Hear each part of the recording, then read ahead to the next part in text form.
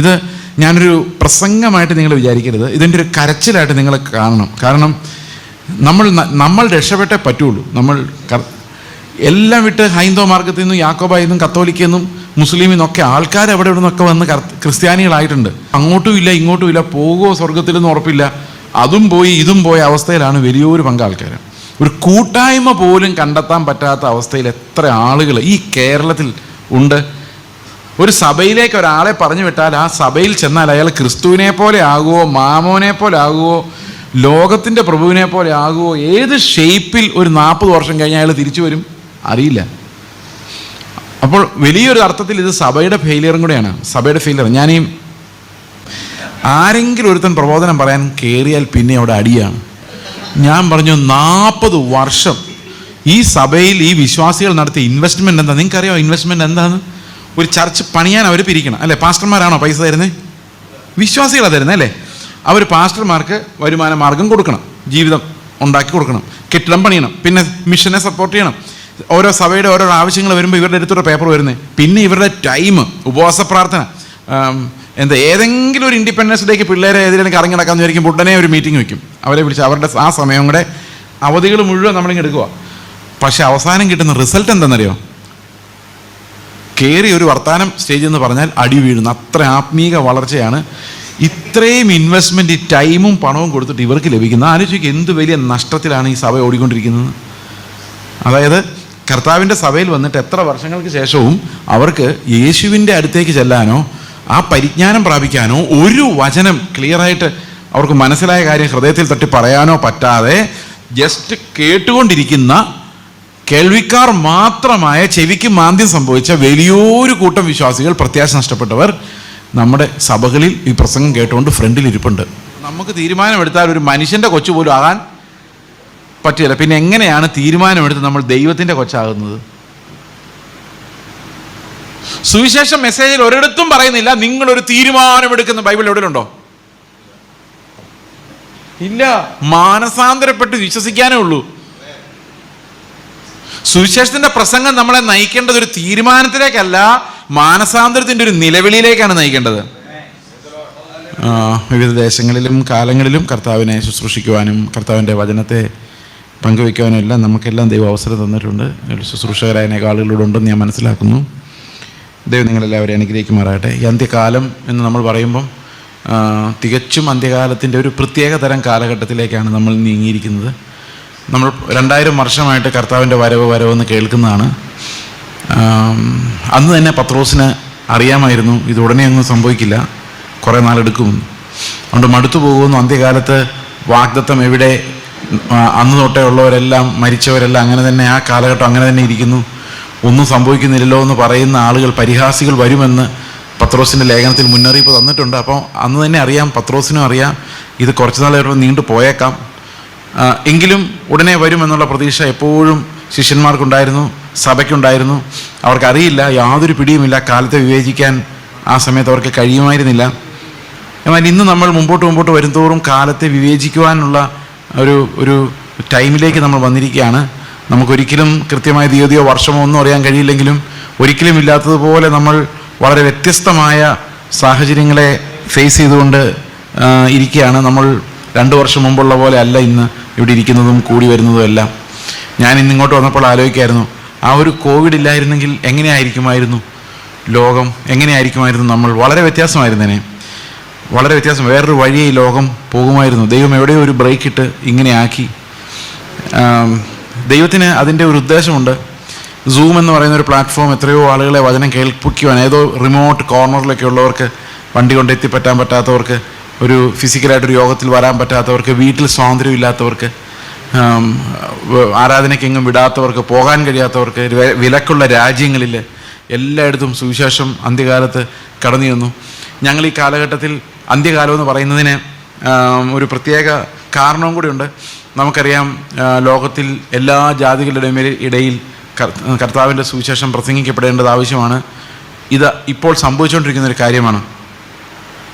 അതുകൊണ്ട് ഈ ലാസ്റ്റ് കാലഘട്ടത്തിൽ ഇറാഖിലും ജോർദാനിലും ഇങ്ങനെയുള്ള മുസ്ലിം രാജ്യങ്ങളിൽ അനേകം മിഷണറിമാർ, ഞങ്ങളുടെ ചർച്ചയിൽ നിന്ന് തന്നെ ചില സഹോദരങ്ങൾ ഇപ്പോൾ അങ്ങനെയുള്ള രാജ്യങ്ങളിലേക്ക് കടന്നു പോയിട്ടുണ്ട്.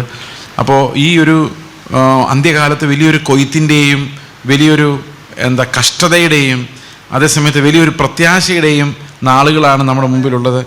ഇതെല്ലാം കർത്താവ് സമന്വയിപ്പിച്ച് സഭയ്ക്ക് വലിയ കടമകൾ നൽകിക്കൊണ്ടാണ്, സഭയെ വലിയ ഉത്തരവാദിത്തങ്ങൾ ഏൽപ്പിച്ചുകൊണ്ടാണ് അന്ത്യകാലത്തെ കർത്താവ് നമ്മോട് ഇടപെടുന്നത്. We need to be the voice of the lord. ദൈവത്തിൻ്റെ ശബ്ദമായി മാറുവാൻ, ദൈവത്തിൻ്റെ മനസ്സ് ആയി മാറുവാൻ ദൈവം നമ്മളെല്ലാവരെയും സഹായിക്കുമാറാകട്ടെ. പ്രത്യേകിച്ച് സഭയെ ദൈവം അതിനെ സഹായിക്കട്ടെ എന്ന് ഞാൻ പ്രാർത്ഥിക്കുന്നു. കർത്താവിൻ്റെ വരവിനെക്കുറിച്ച് ചിന്തിക്കുമ്പോൾ നമ്മൾ പ്രധാനമായിട്ടും മനസ്സിലാക്കേണ്ട ഒരു കാര്യം, നമ്മുടെ പ്രത്യാശ ഉറപ്പിച്ചു കൊള്ളുവാൻ നമ്മൾ എന്ത് ചെയ്യണമെന്നുള്ളതാണ്. ഞാൻ രക്ഷിക്കപ്പെടുന്ന കാലത്ത് 1994 ഞാൻ രക്ഷാ അനുഭവം പ്രാപിക്കുന്നത്. അന്ന് ഞാൻ കോളേജ് വിദ്യാർത്ഥിയായിരുന്നു. വളരെ നാളുകൾ കഴിഞ്ഞു പോയി. ഇപ്പോൾ 30 വർഷമാകാൻ പോവുകയാണ്. 28 വർഷം കഴിഞ്ഞു. 28 വർഷമാകുന്നു. ആ 28 വർഷം കൊണ്ട് സംഭവിച്ചിട്ടുള്ള ഏറ്റവും വലിയ, നമ്മൾ നോക്കിയാൽ കാണാവുന്ന ഒരു പ്രോബ്ലം എന്ന് പറയുന്നത് പ്രത്യാശയുടെ നഷ്ടമാണ്. പ്രത്യാശ ഇല്ലാത്ത ഒരു കാലഘട്ടത്തിലേക്ക് നമ്മൾ എത്തി എന്നുള്ളതാണ്. ടോട്ടലി ഇല്ലാത്ത ഒരു കാലഘട്ടത്തിലേക്ക്.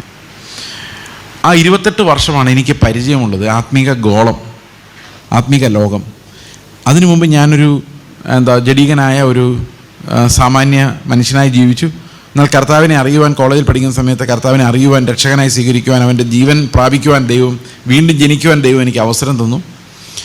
എന്നാൽ അതിനുശേഷം ഈ 28 വർഷത്തിനുള്ളിൽ ഞാൻ നോട്ട് ചെയ്തിട്ടുള്ള ഏറ്റവും പ്രധാനപ്പെട്ട ടേൺ അറൗണ്ട് എന്ന് പറയുന്നത് ലോകമെമ്പാടും സംഭവിച്ചിട്ടുള്ള ഒരു വിശ്വാസത്യാഗമാണ്. വളരെ വേദനിപ്പിക്കുന്നൊരു കാര്യമാണ് അബാൻഡൻമെൻറ്റ് ഓഫ് ഫെയ്ത്ത്. ഞാൻ വെറുതെ പറയുന്നതല്ല, അന്ത്യകാലത്തിൻ്റെ ഒരു പ്രധാന ലക്ഷണമാണ്. നമ്മളത് സൂക്ഷിച്ച് നോക്കിയാൽ നമുക്ക് മനസ്സിലാവും. പ്രത്യാശയുടെയും വിശ്വാസത്തിൻ്റെയും നഷ്ടമാണ് ഇന്നത്തെ സഭയുടെ ഏറ്റവും വലിയ മുഖമുദ്ര. We are no more hopeful, we are no more faithful. ഇത് എങ്ങനെയാണ് സംഭവിച്ചത്? അത് പ്രകടമായിട്ട് അതിൻ്റെ തെളിവുകൾ ഞാൻ നിങ്ങളുടെ മുമ്പിൽ വയ്ക്കാം. ഒരുപക്ഷെ നിങ്ങളപ്പോൾ സമ്മതിക്കുമായിരിക്കാം. ഈ പ്രത്യാശ നഷ്ടം 94 മുമ്പുള്ള കാലഘട്ടത്തിൽ ഇറങ്ങിയ പ്രധാനപ്പെട്ട പാട്ടുകൾ, അന്ത്യകാലത്ത് ആ സമയത്ത് ഇറങ്ങിയ കുറേ പോപ്പുലറായിട്ടുള്ള കുറേ പാട്ടുകളുണ്ട്. നമ്മൾ ഇന്നും അത് വല്ലപ്പോഴൊക്കെ പാടാറുണ്ട്, എന്നാലും അങ്ങനെ അങ്ങ് പാടാറില്ല. സ്വർഗനാട്ടിലൻ പ്രിയൻ തീർത്തിടും, സ്വന്തം വീട്ടിൽ ചേർന്നിടുവാൻ, രാജാതിരാജൻ മഹിമയോടെ വാനമേഘത്തിൽ എഴുന്നള്ളാറി. ശ്രദ്ധിച്ചു അതിൻ്റെ വാക്കുകൾ. മൽപ്രിയനെ എന്നേശു നായകനെ എപ്പോൾ വരും, അക്കരയ്ക്ക് യാത്ര ചെയ്യും സിയോൻ സഞ്ചാരി. ഞാൻ ഈ പഴയ ചർച്ചിലെ പാട്ടുകളല്ല പറയുന്നത്, ഈ പോപ്പുലറായിട്ട് ആൾക്കാർ പാടിക്കൊണ്ട് നടക്കുന്ന, മൈക്കിലൂടെ നമുക്ക് കേൾക്കാൻ പറ്റുന്ന, ഈ ആളുകൾ കൺവെൻഷനൊക്കെ മുമ്പ് സ്പീക്കറിൽ വയ്ക്കുന്ന ടൈപ്പ് പാട്ടുകൾ. സിയോൻ യാത്ര ഇതിൽ, അപ്പം ഇങ്ങനെയുള്ള പാട്ടുകളായിരുന്നു അന്നത്തെ കാലത്ത് പോപ്പുലറായിട്ടിരുന്നത്. ആ എല്ലാം കർത്താവിൻ്റെ വരവിനെ സംബന്ധിക്കുന്നതായിരുന്നു. ഈ പാട്ടുകളെല്ലാം കർത്താവിൻ്റെ വരവിനെ സംബന്ധിക്കുന്ന പാട്ടുകൾ. അതുപോലെ നമ്മളൊരു ട്രാക്റ്റ് അടിച്ച് കഴിഞ്ഞാൽ അതിൻ്റെ മുകളിൽ പ്രിൻ്റ് ചെയ്യുന്ന വാക്യം എന്തായിരുന്നറിയോ? ഇന്ന് നീ മരിച്ചാൽ നിൻ്റെ നിത്യത എവിടെയായിരിക്കും? ഞാൻ നിങ്ങളോട് ചോദ്യം ചോദിക്കുകയാണ്. ട്രാക്റ്റ് നിങ്ങൾക്ക് തരുക, ഇന്ന് നിങ്ങൾ മരിച്ചാൽ നിൻ്റെ നിത്യത എവിടെയായിരിക്കും? ഉറപ്പുണ്ടോ? 100% പാടാ. വിശ്വാസിയെ സംബന്ധിച്ച് നമ്മൾ മറ്റുള്ളവരുടെ ഉറപ്പ് കൊടുത്തുകൊണ്ടിരുന്ന നമുക്ക് ആ ഉറപ്പ് ഇന്ന് പറയാൻ പറ്റില്ല. കാരണം നമ്മുടെ ലൈഫ് വേറൊരു വഴിക്ക് പോയി. ഇപ്പം ചുമ്മാ ഉറപ്പുണ്ടെന്ന് പറഞ്ഞിട്ട് കാര്യമില്ലല്ലോ. ഇപ്പം പ്രത്യാശയുടെ നഷ്ടം. ആ പാട്ടുകളുടെ കാര്യം നോക്കിക്കേ.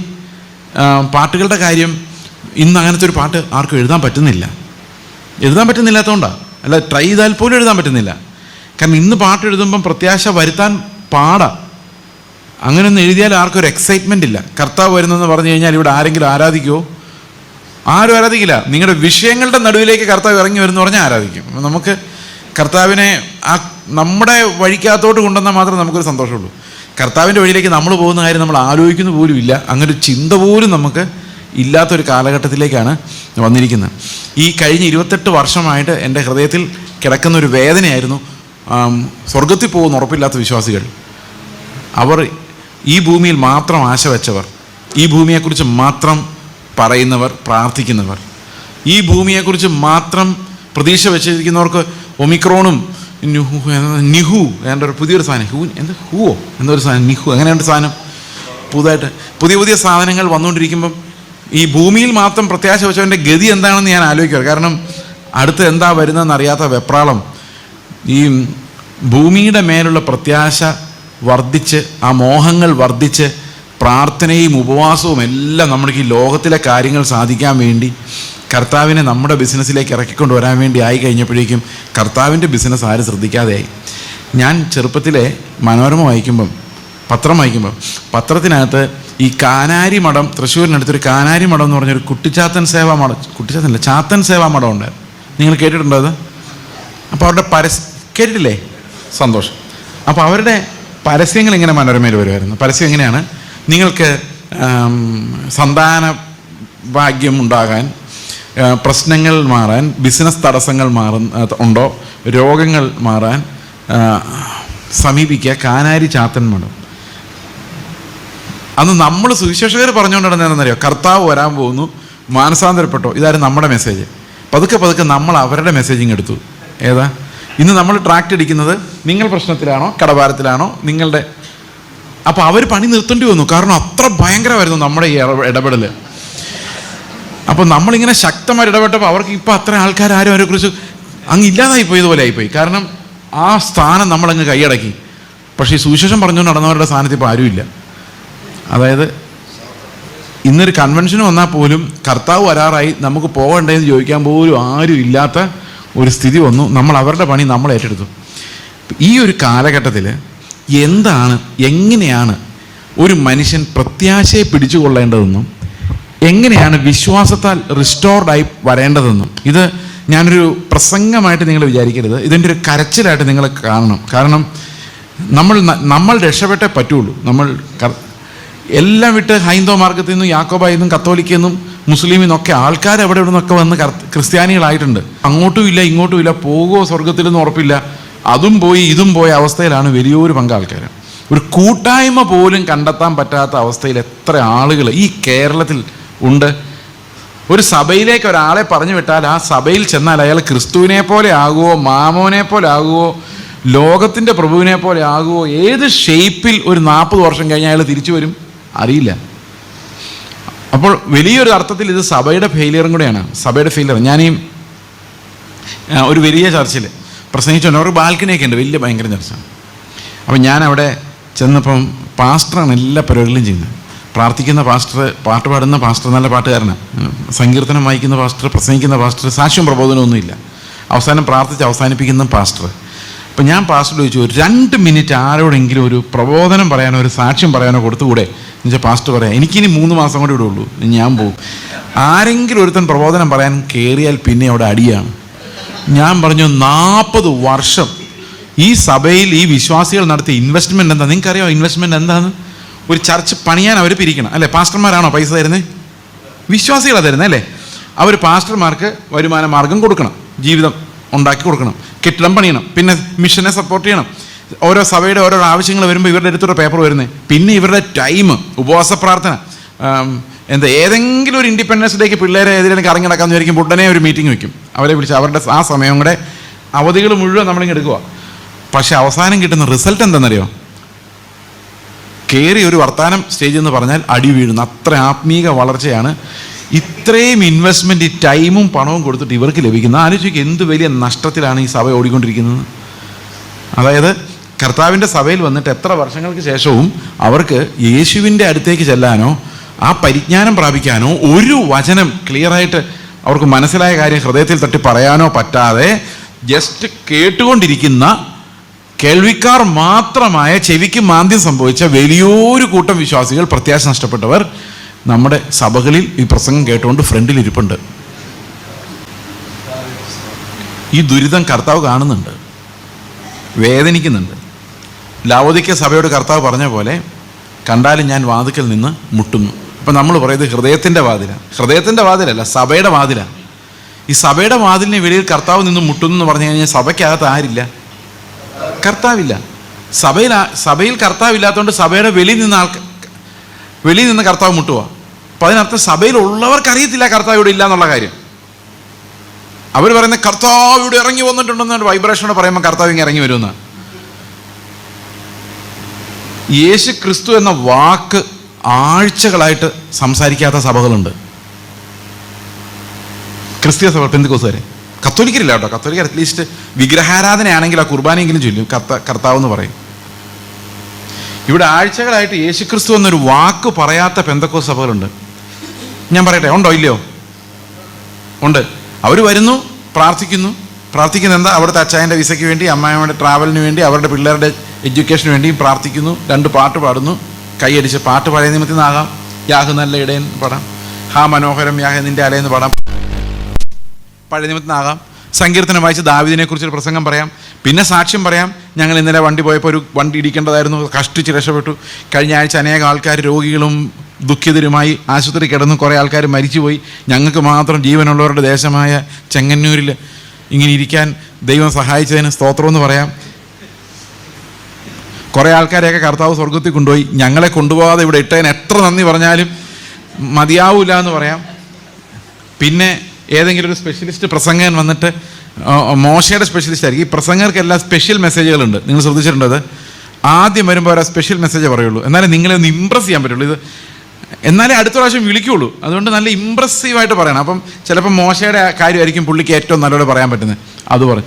ഒരാഴ്ചയല്ല, 2 ആഴ്ചയല്ല, 3 ആഴ്ചയല്ല, യേശു കർത്താവ് നമുക്ക് വേണ്ടി കാൽവരി ക്രൂശിൽ മരിച്ചുവെന്നോ, അവൻ നമ്മളെ വീണ്ടും ജനിപ്പിച്ചുവെന്നോ, കർത്താവ് വരാൻ പോകുന്നുവെന്നോ, നമ്മുടെ ആത്മാവിനെ നമ്മുടെ ഉള്ളിൽ തന്നിരിക്കുന്നുവെന്നോ ഒരു വാക്കുപോലും പറയാതെ, യഹൂദന്മാരുടെ സിനഗോഗ് വർഷിപ്പ് പോലെ കർത്താവില്ലാതെ എത്രയോ ആഴ്ചകൾ പോയാലും ഞങ്ങൾ ക്രിസ്തീയ സഭയിലല്ല പോകുന്നതെന്നുള്ള കാര്യം ഇരിക്കുന്ന ജനമോ നയിക്കുന്ന പാസ്റ്ററോ മനസ്സിലാക്കുന്നില്ല എന്നുള്ളതാണ് അതിന് ഏറ്റവും വലിയ കാര്യം. ശരിക്കും കർത്താവിനെ പുറന്തള്ളിയ ഒരവസ്ഥയിലാണ് ഇന്ന് നമ്മളുള്ളത്. ഇനി ഒരു കാര്യം ചോദിക്കാം, ഈ യേശു കർത്താവ് പറഞ്ഞ പഠിപ്പിക്കലുകൾ നോക്കിക്കേ. കർത്താവ് ഈ സാധാരണഗതിയിൽ നമ്മൾ ബൈബിൾ വായിക്കാൻ ഒരാളുടെ കൊടുത്തു കഴിഞ്ഞാൽ പഴയ നിയമം തൊട്ട് വായിച്ചു കഴിഞ്ഞാൽ അയാൾ എങ്ങും എത്തുകയില്ല. അപ്പം നമ്മൾ പറയും പുതിയ നിയമം വായിച്ചാൽ മതി. പുതിയ വിശ്വാസികളോട് ഇനി നിങ്ങളാരും പറഞ്ഞാൽ കരുതി ഇയാൾ പഴയ നിയമം വായിക്കേണ്ടെന്ന് പറഞ്ഞത്. അതങ്ങനെയൊക്കെയാണ് ഇപ്പോഴത്തെ ഫേസ്ബുക്കിലെ പരിപാടികൾ. എവിടെന്നെങ്കിലും ഒരു ലൈൻ വെട്ടിയെടുത്തിട്ടത് മെസ്സേജായിട്ട് പോകും.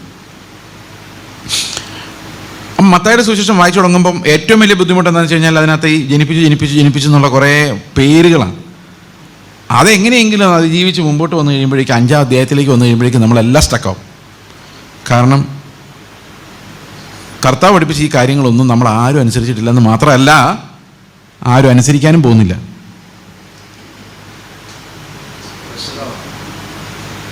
അത് പ്രസംഗിക്കാനും പറ്റത്തില്ല. നിങ്ങൾ ഞങ്ങൾ അനുസരിക്കുന്നു പറഞ്ഞ് ആരെങ്കിലും ഒരു ഇരിപ്പുണ്ടെങ്കിൽ അവരെ ഞാൻ ഈ 2 മിനിറ്റ് കഴിയുമ്പോൾ ഒന്ന് കൈവക്കണം. നിങ്ങളുടെ വലത് കണ്ണ് നിങ്ങൾക്ക് ഇടച്ച വരുന്നുണ്ടെങ്കിൽ ചൂഴ്ന്നെടുത്ത് നിങ്ങളുടെ ഒരു നാഴിക നിങ്ങളോട് പോകാൻ ആഗ്രഹിച്ച് ഒരുത്തം പറഞ്ഞാൽ 2 നാഴിക വേണം. ചിലപ്പോൾ വണ്ടി വിടുന്ന കാര്യമായിരിക്കും. അത് വണ്ടി കൊണ്ടുപോയി ഞാൻ വിടാൻ ബ്രദറെ, അതല്ല. 2 ഉടുപ്പുള്ളവനൊന്ന് അത് സെർമൺ ഓൺ ദി മൗണ്ട് ഗുരുപ്രഭാഷണത്തിലല്ല, എന്നാലും 2 ഉടുപ്പുള്ളവനൊന്നും ഇല്ലാത്തവന് ശത്രുക്കളെ സ്നേഹിക്കുക, ഉപദ്രവിക്കുന്നവർക്ക് വേണ്ടി പ്രാർത്ഥിക്കുക. പിന്നെ നിങ്ങളുടെ പിതാവ് സൽഗുണപൂർണ്ണനായിരിക്കുന്ന പോലെ. പിന്നെ ബാക്കി കർത്താവിൻ്റെ ഉപദേശങ്ങൾ വരുമ്പോഴേക്കും നിങ്ങളുടെ സ്വത്ത് വിറ്റ് ദരിദ്രർക്ക് കൊടുത്തിട്ട് എന്നെ അനുഗമിക്കുക. പിന്നെ സുവിശേഷകരോട് പറയുന്നത്, നിങ്ങൾ സുവിശേഷം പറയാൻ പോകുമ്പോൾ ബാഗ് എടുക്കരുത്, ചെരുപ്പ് എടുക്കരുത്, എക്സ്ട്രാ തുണി എടുക്കരുത്. ഏതെങ്കിലും നാട്ടിൽ പോയാൽ ഒരാളുടെ വീട്ടിൽ കയറി അവിടെ താമസിക്കുക, അവരിറക്കി ഇടുമ്പം കാലിലെ പൊടിയും തട്ടി ബൈ ബൈ എന്ന് പറഞ്ഞ് അടുത്ത് വീട്ടിൽ പോവുക. ഇങ്ങനെയുണ്ട്. അനുസരിച്ചിട്ടുള്ളവരെ ഏതെങ്കിലും ഒരെണ്ണം. നിങ്ങളുടെ വീട്ടിലൊരു അത്താഴമോ മുത്താഴമോ കല്യാണമോ നടന്നാൽ നിങ്ങളുടെ ബന്ധുക്കളെ സ്വന്തക്കാരെ വിളിക്കാതെ വഴിയിരിക്കുന്ന കുരുടരെയും കുഷ്ഠരോഗികളെയും മുടന്തരെയും വിളിച്ച് കല്യാണ സദ്യ കൊടുത്തവരാരെങ്കിലും ഇവിടെ?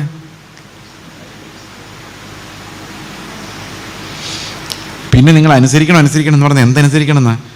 ഷേവ് ചെയ്യണമെന്നാ? വെള്ളവസ്ത്രം ധരിക്കണമെന്നാ? അപ്പം എന്തായി അനുസരിക്കുന്നത്? ചുമ്മാതാണോ പ്രത്യാശ പോയേക്കുന്നേ? കാരണം ഒന്നും അനുസരിക്കാത്ത എന്നെ കണ്ണാടി നോക്കിയാൽ ഞാൻ സ്വർഗത്തിൽ പോകില്ല എന്ന് എനിക്ക് തന്നെ.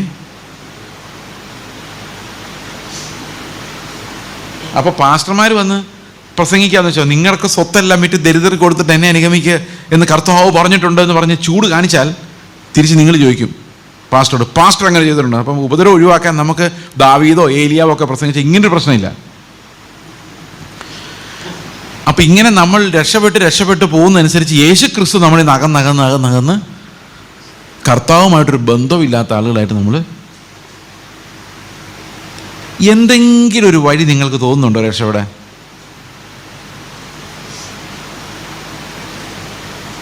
ഈ രക്ഷപ്പെടാൻ, അതായത് നമ്മൾ എന്തായാലും അനുസരിക്കാൻ പോകുന്നില്ല അല്ലേ? ഉണ്ടോ? നമ്മൾ പ്രസംഗിക്കുകയുള്ളൂ. നിങ്ങൾക്കൊരു കാര്യം അറിയാമോ? കർത്താവ് പറഞ്ഞൊരു കാര്യം. ഇപ്പം നിങ്ങൾ പറയായിരിക്കും, ഈ മനുഷ്യൻ വലിയ പ്രസംഗം പറയുന്നത് ഇയാൾ അനുസരിച്ചിട്ടാണോ നിങ്ങൾ ചോദിക്കുന്നില്ലേ? എൻ്റെ കാര്യവും കണക്കാം. അപ്പോൾ പിന്നെ നമ്മുടെ ഹോപ്പ് എന്താണ്? നമ്മൾ എങ്ങനെ രക്ഷപ്പെടും? ഈ സാധാരണഗതിയിൽ ഈ സുവിശേഷ പ്രസംഗത്തിൻ്റെ പാസ്റ്റർമാർ പ്രസംഗിക്കുമ്പോൾ ഒരു പ്രത്യേകതയുണ്ട്.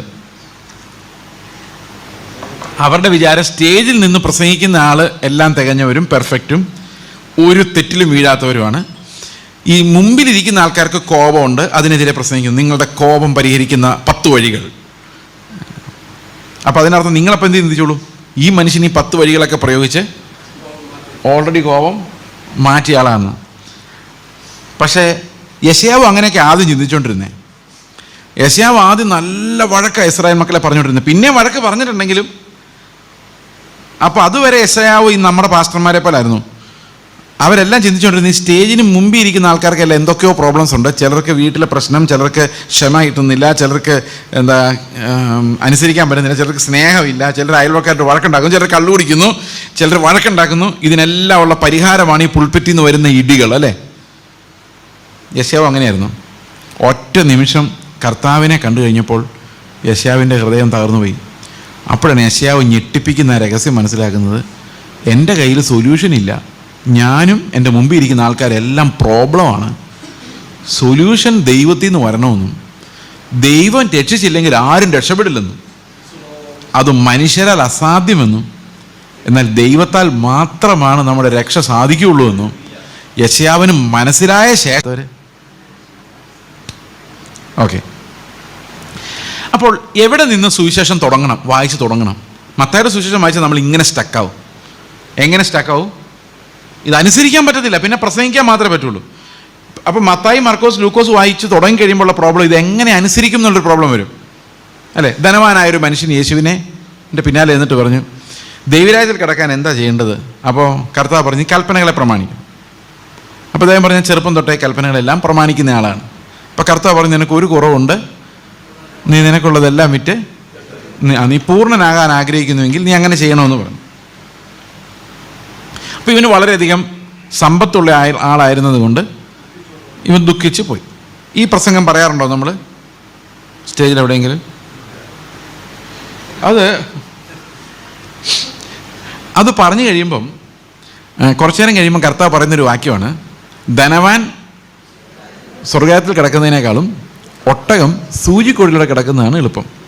സൂചിക്കൊഴിയുടെ നൂല് കടത്താൻ നമ്മുടെ സഹോദരിമാർ പെടുന്ന പാട് നമുക്കറിയാം.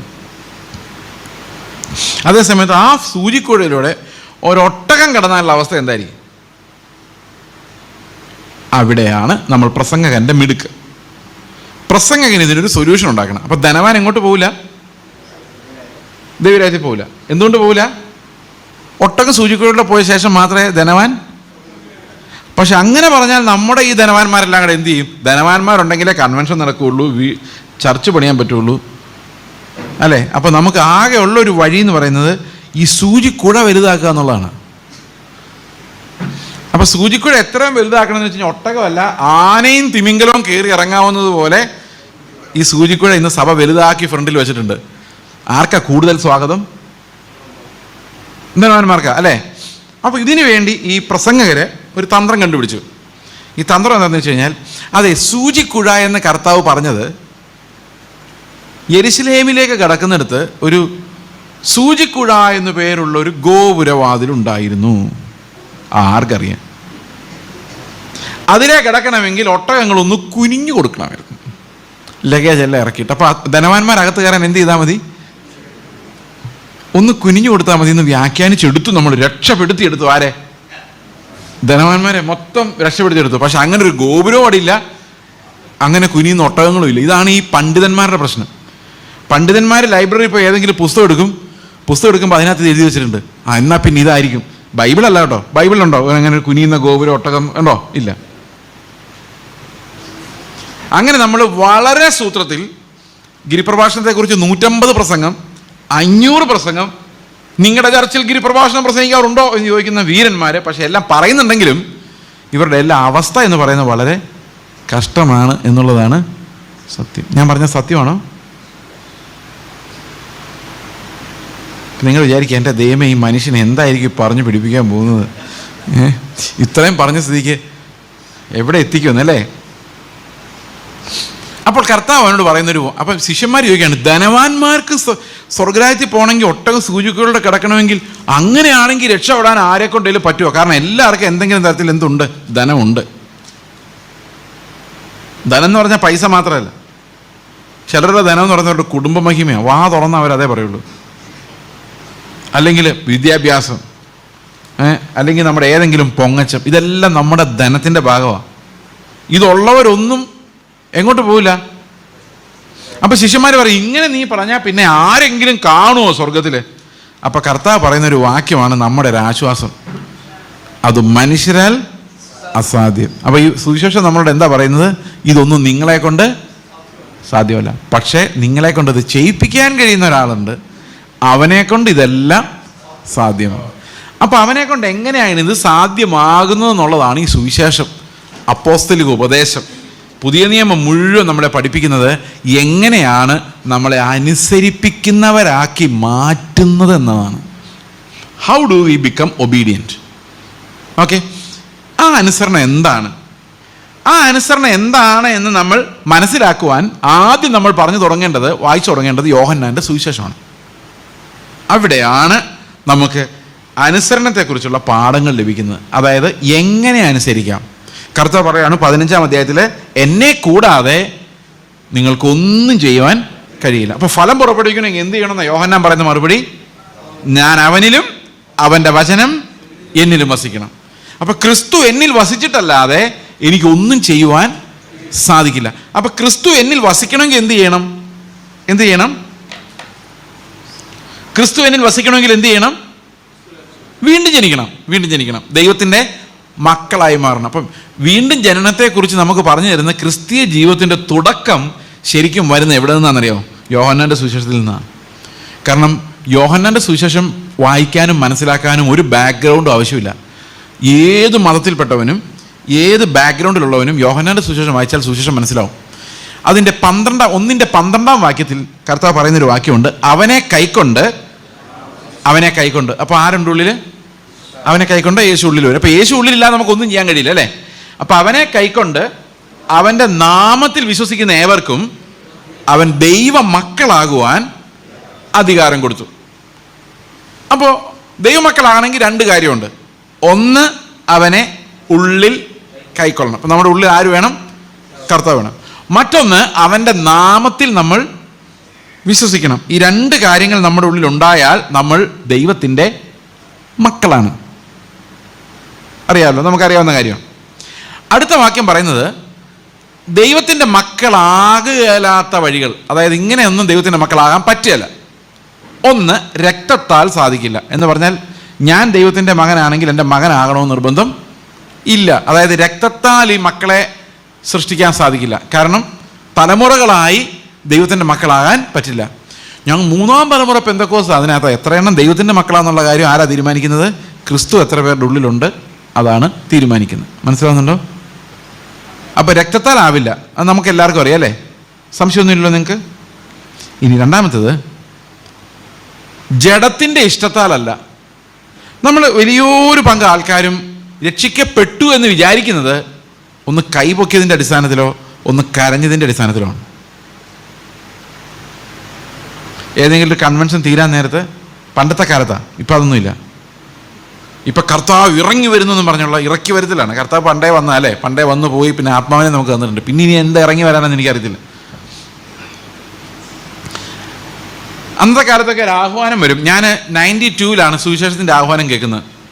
സുവിശേഷത്തിൻ്റെ ആഹ്വാനം ഇങ്ങനെയായിരുന്നു. പുള്ളി പ്രസൻറ്റ് ചെയ്ത ശേഷം ഞാനിങ്ങനെ 2-ാമത്തെ നിരയിലിരിക്കുകയാണ്. ഒരു CSA പള്ളിയുടെ ഓഡിറ്റോറിയത്തിലാണ് ഈ കൺവെൻഷൻ നടക്കുന്നത്. സുവിശേഷം പറയുന്നത്. സുവിശേഷം പറഞ്ഞ് തീരാറായപ്പം ഈ പാസ്റ്റർ പ്രസംഗിച്ച സുവിശേഷകൻ അദ്ദേഹം പറഞ്ഞു, ഇന്ന് ഈ പ്രസംഗം കേട്ട് രക്ഷിക്കപ്പെട്ടവരെല്ലാം എഴുന്നേക്കാൻ പറഞ്ഞു. ഇപ്പോൾ കുറേ പേര് എഴുന്നേറ്റു. ഇതിനു മുൻപ് ഓൾറെഡി രക്ഷിക്കപ്പെട്ടവരെല്ലാം എഴുന്നേക്കാം. അപ്പോൾ കുറേ ആളുകൾ എഴുന്നേറ്റു. എനിക്കിതൊന്നും മനസ്സിലായില്ല. ഞാനിങ്ങനെ ഇരിക്കുകയാണ്. അപ്പോൾ അന്ന് ഞാൻ ഭയങ്കര തടിയനാണ്. അപ്പോൾ ആൾക്ക് പെട്ടെന്ന് എന്നെ നോട്ട് ചെയ്തു. ഞാൻ ഫ്രണ്ടിലിരിക്കുക. അപ്പോൾ പുള്ളി എന്നെ നോക്കിക്കൊണ്ട് ഒരു ഡയലോഗ്, ഇന്ന് നീ വീട്ടിലേക്ക് പോകുന്ന വഴി ഒരു വണ്ടി ഇടിച്ച് നീ മരിച്ചാൽ നിന്റെ ആത്മാവ് എവിടെയായിരിക്കും? ഞാൻ പെട്ടെന്ന് ചാടി എഴുന്നേറ്റു. ഞാനൊന്ന് രക്ഷിക്കപ്പെട്ടൊന്നുമില്ല, പക്ഷെ എനിക്ക് സംഗതി മനസ്സിലായി, ഇതെന്തോ അപകടം പിടിച്ച പണിയാണ്. നിങ്ങൾക്ക് അന്ന് ഈ രക്ഷിക്കപ്പെട്ടാൽ സ്വർഗത്തിൽ പോകാം, ഇല്ലെങ്കിൽ നശിച്ചു പോകും എന്നുള്ളൊരു ചിന്ത ഉണ്ടായിരുന്നു. ഇന്ന് അങ്ങനെയുണ്ടോ? അപ്പോൾ എൻ്റെ ജഡം തീരുമാനിക്കുകയാണ്, ഞാൻ എൻ്റെ ബുദ്ധി കൊണ്ട് ആലോചിക്കുകയാണ്, തട്ടിപ്പോയാൽ എൻ്റെ കാര്യം പോക്കാണ്. അതുകൊണ്ട് കർത്താവേ, ഞാൻ രക്ഷിക്കപ്പെട്ടിരിക്കുന്നു, ഇന്നോടെ ഞാൻ സ്വീകരിക്കുന്നു. അങ്ങനെ ഒന്നും ദൈവത്തിൻ്റെ മക്കളാവാൻ പറ്റിയല്ല. ഒരു തീരുമാനമെടുത്ത് അല്ലെ വൈബ്രേഷൻ, നിങ്ങളിന്ന് പോകാവൂ. എന്ത് തീരുമാനം? നമ്മുടെ തീരുമാനത്തിന് ഒരു വിലയില്ല. ഉദാഹരണത്തിന് നമ്മളൊരു തീരുമാനം എടുത്തു കഴിയുമ്പോൾ നമ്മൾ കരഞ്ഞ് നിലവിളിച്ചായിരിക്കും തീരുമാനം എടുക്കുന്നത്. 2 ദിവസം കഴിയുമ്പോൾ കരച്ചിലങ്ങ് മാറും, അല്ലേ? പിന്നെ അതിൻ്റെ വികാരം അങ്ങ് പോകും. പിന്നെ നമുക്ക് ആകെ ഉള്ളത് പണ്ട് കരഞ്ഞ ഒരു ഓർമ്മയാണ്. ഇതല്ല വീണ്ടും ജനനം.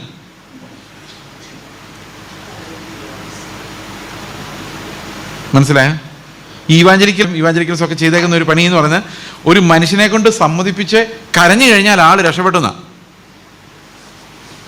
കരയ പോലും വേണ്ട, പാപികളുടെ പ്രാർത്ഥന ചൊല്ലിയാൽ മതി. അപ്പോൾ റോമാലേഖനത്തിലെ 10-ാം അധ്യായത്തിൻ്റെ 9-ാം വാക്യം പറയും, യേശുവിനെ കർത്താവെന്ന് വായുകൊണ്ട് ഏറ്റു പറയും, പിതാവ് അവനെ മരിച്ചവരിൽ നിന്ന് ഉയർപ്പിച്ചു എന്ന് ഹൃദയം കൊണ്ട് വിശ്വസിക്കുകയും ചെയ്താൽ, അത് യാക്കോബക്കാരുടെ കത്തോലിക്കരുടെ പറഞ്ഞാൽ അവരും പറയും, യേശു കർത്താവാണോ? അതെ അതെ അതെ. പിതാവ് അവനെ ഉയർപ്പിച്ചോ? യെസ്, ഞങ്ങൾ അതുകൊണ്ടല്ലേ ഞങ്ങൾ എല്ലാ ഈസ്റ്ററിനും കള്ളു കുടിക്കുന്നത്. ദേ ബിലീവ് ഇറ്റ്. പക്ഷെ അവർ രക്ഷപ്പെട്ടോ? ഇല്ല. അപ്പൊ ജഡത്തിന്റെ ഇഷ്ടത്താലോ ബുദ്ധി കൊണ്ടുള്ള എഗ്രിമെന്റിനാലോ നമുക്ക് വീണ്ടും ജനിക്കാൻ പറ്റില്ല. ഒരു തീരുമാനമെടുത്ത് വീണ്ടും ജനിച്ച ആരെങ്കിലും പോയിട്ട്, ജനിച്ചവർ പോലും ആരുമില്ല, തീരുമാനമെടുത്ത് ജനിച്ചവർ ആരെങ്കിലും ഉണ്ടോ? കാലം തീരാൻ പോവാ, ഏതായാലും പെട്ടെന്ന് ജനിച്ചേക്കാം, ഏത് കുടുംബത്തിൽ ജനിക്കണം, ഇവിടെ ജനിച്ചേക്കാം എന്ന് പറഞ്ഞ് തീരുമാനം എടുത്ത് ഒരു കുടുംബത്തിൽ ജനിച്ചാൽ എത്ര പേരുണ്ട് ഇവിടെ? ആരുമില്ല. അപ്പം നമുക്ക് തീരുമാനമെടുത്താൽ ഒരു മനുഷ്യൻ്റെ കൊച്ചു പോലും ആകാൻ പറ്റില്ല. പിന്നെ എങ്ങനെയാണ് തീരുമാനമെടുത്ത് നമ്മൾ ദൈവത്തിൻ്റെ കൊച്ചാകുന്നത്? സുവിശേഷം മെസ്സേജിൽ ഒരിടത്തും പറയുന്നില്ല നിങ്ങളൊരു തീരുമാനമെടുക്കുന്ന. ബൈബിൾ എവിടെയുണ്ടോ? ഇല്ല. മാനസാന്തരപ്പെട്ട് വിശ്വസിക്കാനേ ഉള്ളൂ.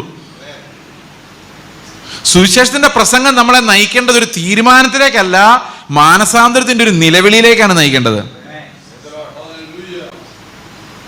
അതുകൊണ്ട് ജഡത്തിന്റെ ഇഷ്ടത്താലല്ല, പിന്നെ പറയുന്ന പുരുഷന്റെ ഇഷ്ടത്താലും അല്ലെന്നാ. പണ്ട് കാലത്ത് യോശുവയുടെ ഒക്കെ കാലത്ത് യോശുവ പറഞ്ഞാൽ മതിയായിരുന്നു, ഞാനും എൻ്റെ കുടുംബവുമോ ഞങ്ങൾ. അപ്പൊ കുടുംബം മുഴുവൻ, കുടുംബനാഥൻ പുരുഷൻ പറഞ്ഞാൽ മതി, അതിലെല്ലാം വിശ്വാസികളായനെ. പക്ഷേ പുതിയ നിയമത്തിൽ അങ്ങനെ സാധിക്കില്ല. അയാൾ വിശ്വസിച്ചാൽ അയാൾക്ക് കൊള്ളാം. അപ്പോൾ ആ വഴിയിൽ നടക്കില്ല. പിന്നെ എങ്ങനെയാണ് നമ്മൾ വീണ്ടും ജനിക്കുന്നത്? ഇങ്ങനെ ഒന്നും നടക്കില്ലെങ്കിൽ പിന്നെ എങ്ങനെ ജനിക്കും? അതാണ് നമ്മൾ പ്രധാനമായിട്ടും മനസ്സിലാക്കേണ്ട ഒരു കാര്യം. ഓക്കെ, അടുത്ത വാക്യം പറയുന്നത്, അവർ ദൈവത്തിൽ നിന്നത്രേ ജനിച്ചത്. അപ്പൊ ദൈവം ജനിപ്പിക്കുന്ന ആളുകളാണ് വീണ്ടും ജനിച്ചവർ. അത് ദൈവം എങ്ങനെ ചെയ്യുന്നത്? വചനത്തിന്റെ കേൾവിയാൽ നമ്മുടെ ഹൃദയങ്ങളെ തുറന്ന് ആത്മാവിനെ തന്ന് കർത്താവ് പുതിയ സൃഷ്ടികളാക്കി മാറ്റുന്ന ആളുകളാണ് ശരിക്കും കർത്താവിൻ്റെ മക്കൾ എന്ന് പറയുന്നത്. ശരിയാണോ? അതെങ്ങനെ സംഭവിക്കുന്നു എന്ന് നമുക്ക് നോക്കാം. യോഹന്നാന്റെ സുവിശേഷം 3-ാം അധ്യായത്തിൽ അതിൻ്റെ 3-ാം വാക്യത്തിൽ കർത്താവ് നിക്കോദമോസിന് പറയുന്ന ഒരു വാക്യം ഇങ്ങനെയാണ്,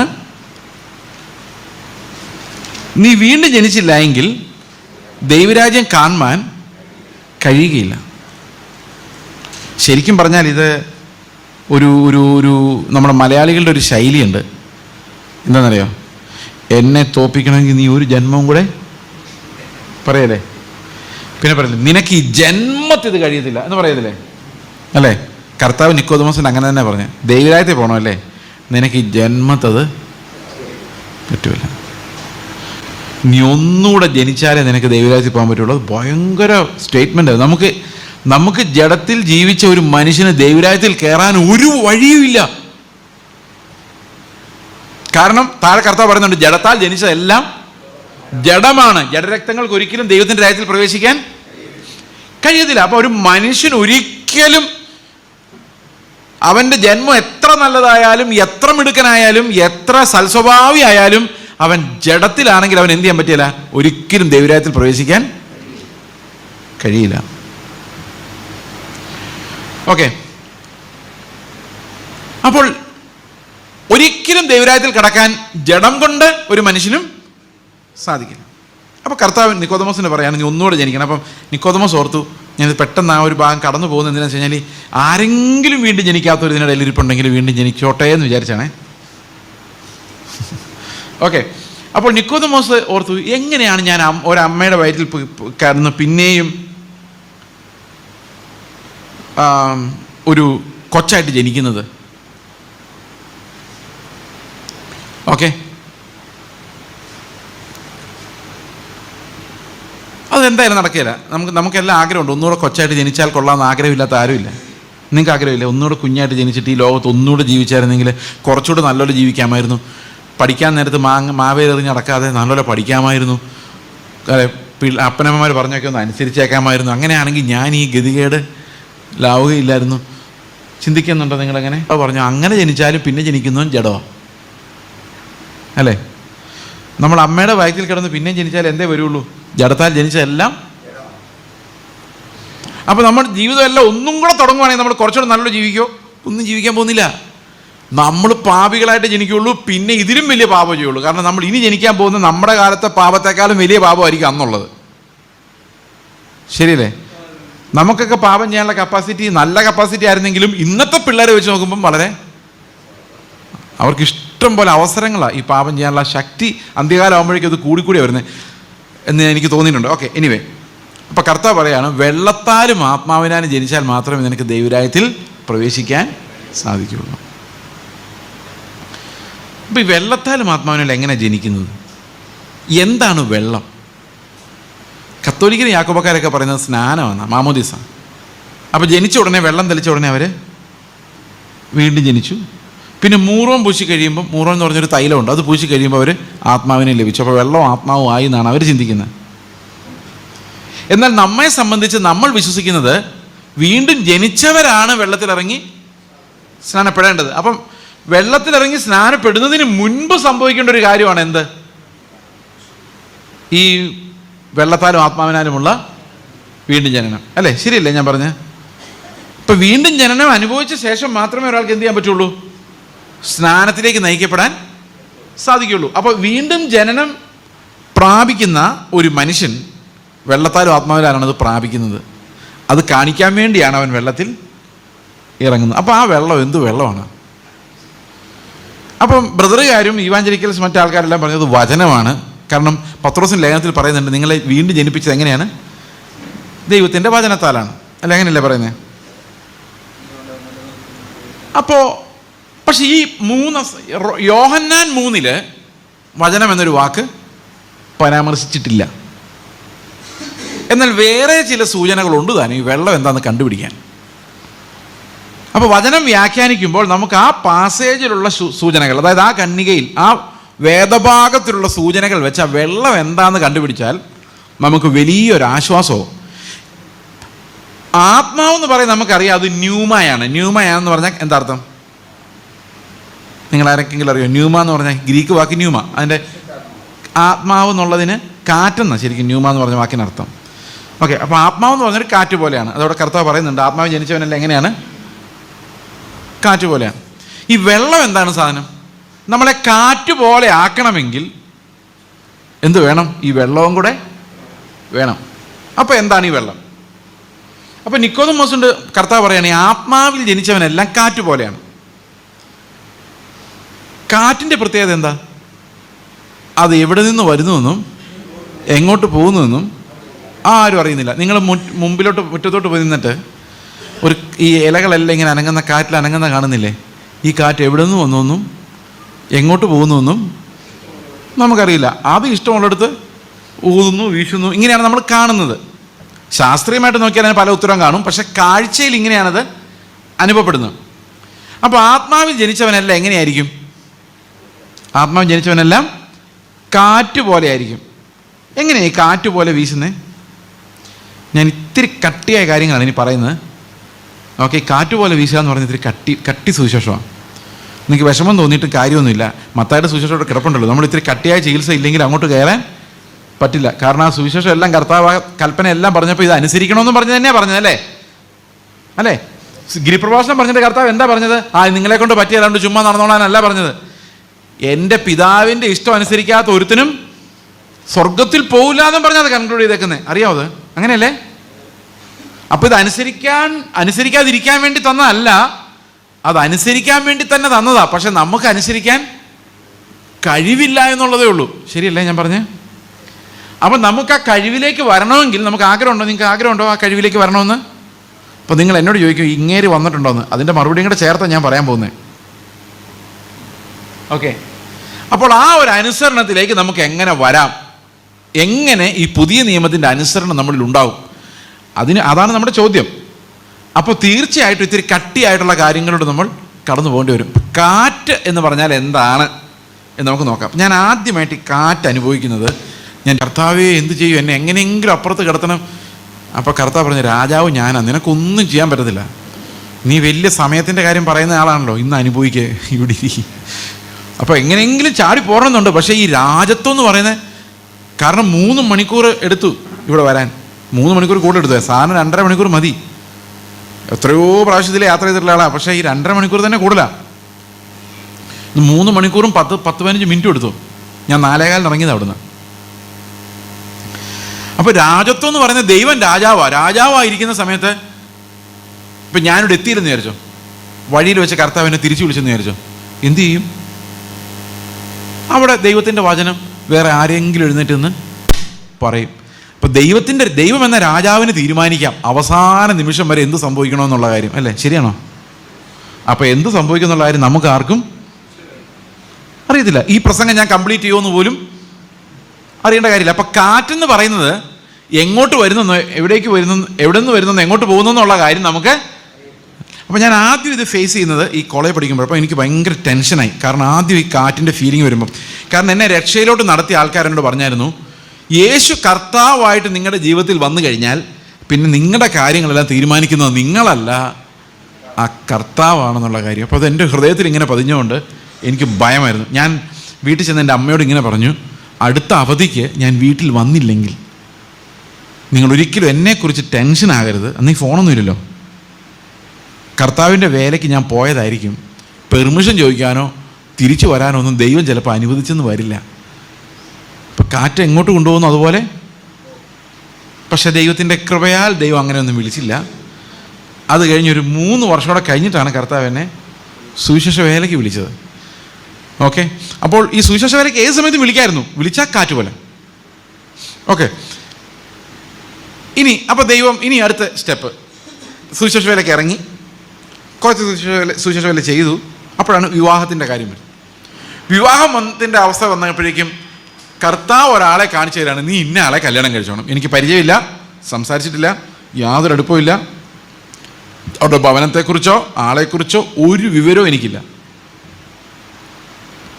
ഒരു പ്രപ്പോസൽ വന്നപ്പം കർത്താവിൻ്റെ ആത്മാവ് നിർബന്ധിച്ചു. ഞാൻ 5-6 മാസം ഇരുന്ന് പ്രാർത്ഥിച്ചു, കർത്താവ് നിൻ്റെ ഹിതമാണോ, നിൻ്റെ ഹിതമാണോ.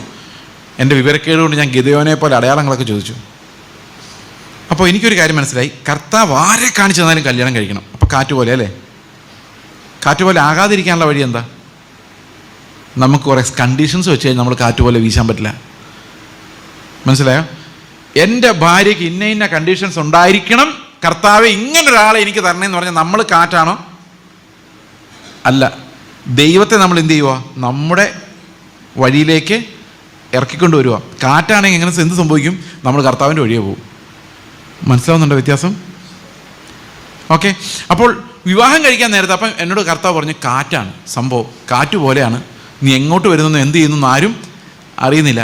ഞാൻ ഉടനെ ഒരു സഹോദരനെ വിളിച്ചിട്ട് പറഞ്ഞു, ഈ പെൺകുട്ടിയുടെ വീട്ടിൽ ചെല്ലുക, ഒരൊറ്റ കാര്യം അന്വേഷിക്കരുത്, പേരല്ലാതെ ഒന്നും ചോദിക്കണ്ട, വിവാഹത്തിന് സമ്മതമാണോ, കർത്താവിൻ്റെ ആത്മാവ് എന്തെങ്കിലും പറഞ്ഞിട്ടുണ്ടോ എന്ന് മാത്രമേ ചോദിക്കാവുള്ളൂ. വിദ്യാഭ്യാസമോ പ്രായമോ ജീവിത ബാക്ക്ഗ്രൗണ്ടോ പൈസയുണ്ടോ അപ്പനാരാ അമ്മയാരാ ഒരു എൻക്വയറിയും പാടില്ല. Because when the Lord says yes it should remain amen every time. മനസ്സിലാവുന്നുണ്ടോ ഞാൻ പറയുന്നത്? ഇത്തിരി കട്ടിയാണോ ഇത്? എത്ര പറഞ്ഞാലും നമുക്ക് ഈ കാറ്റ് പോലെ വീശാൻ പറ്റാത്തതിൻ്റെ കാരണം നമ്മൾ ചെറുപ്പം തൊട്ടേ പഠിച്ചു വെച്ചിട്ടുള്ള ചില തലതിരിഞ്ഞ ലോകത്തിൻ്റെ തത്വങ്ങളാണ്.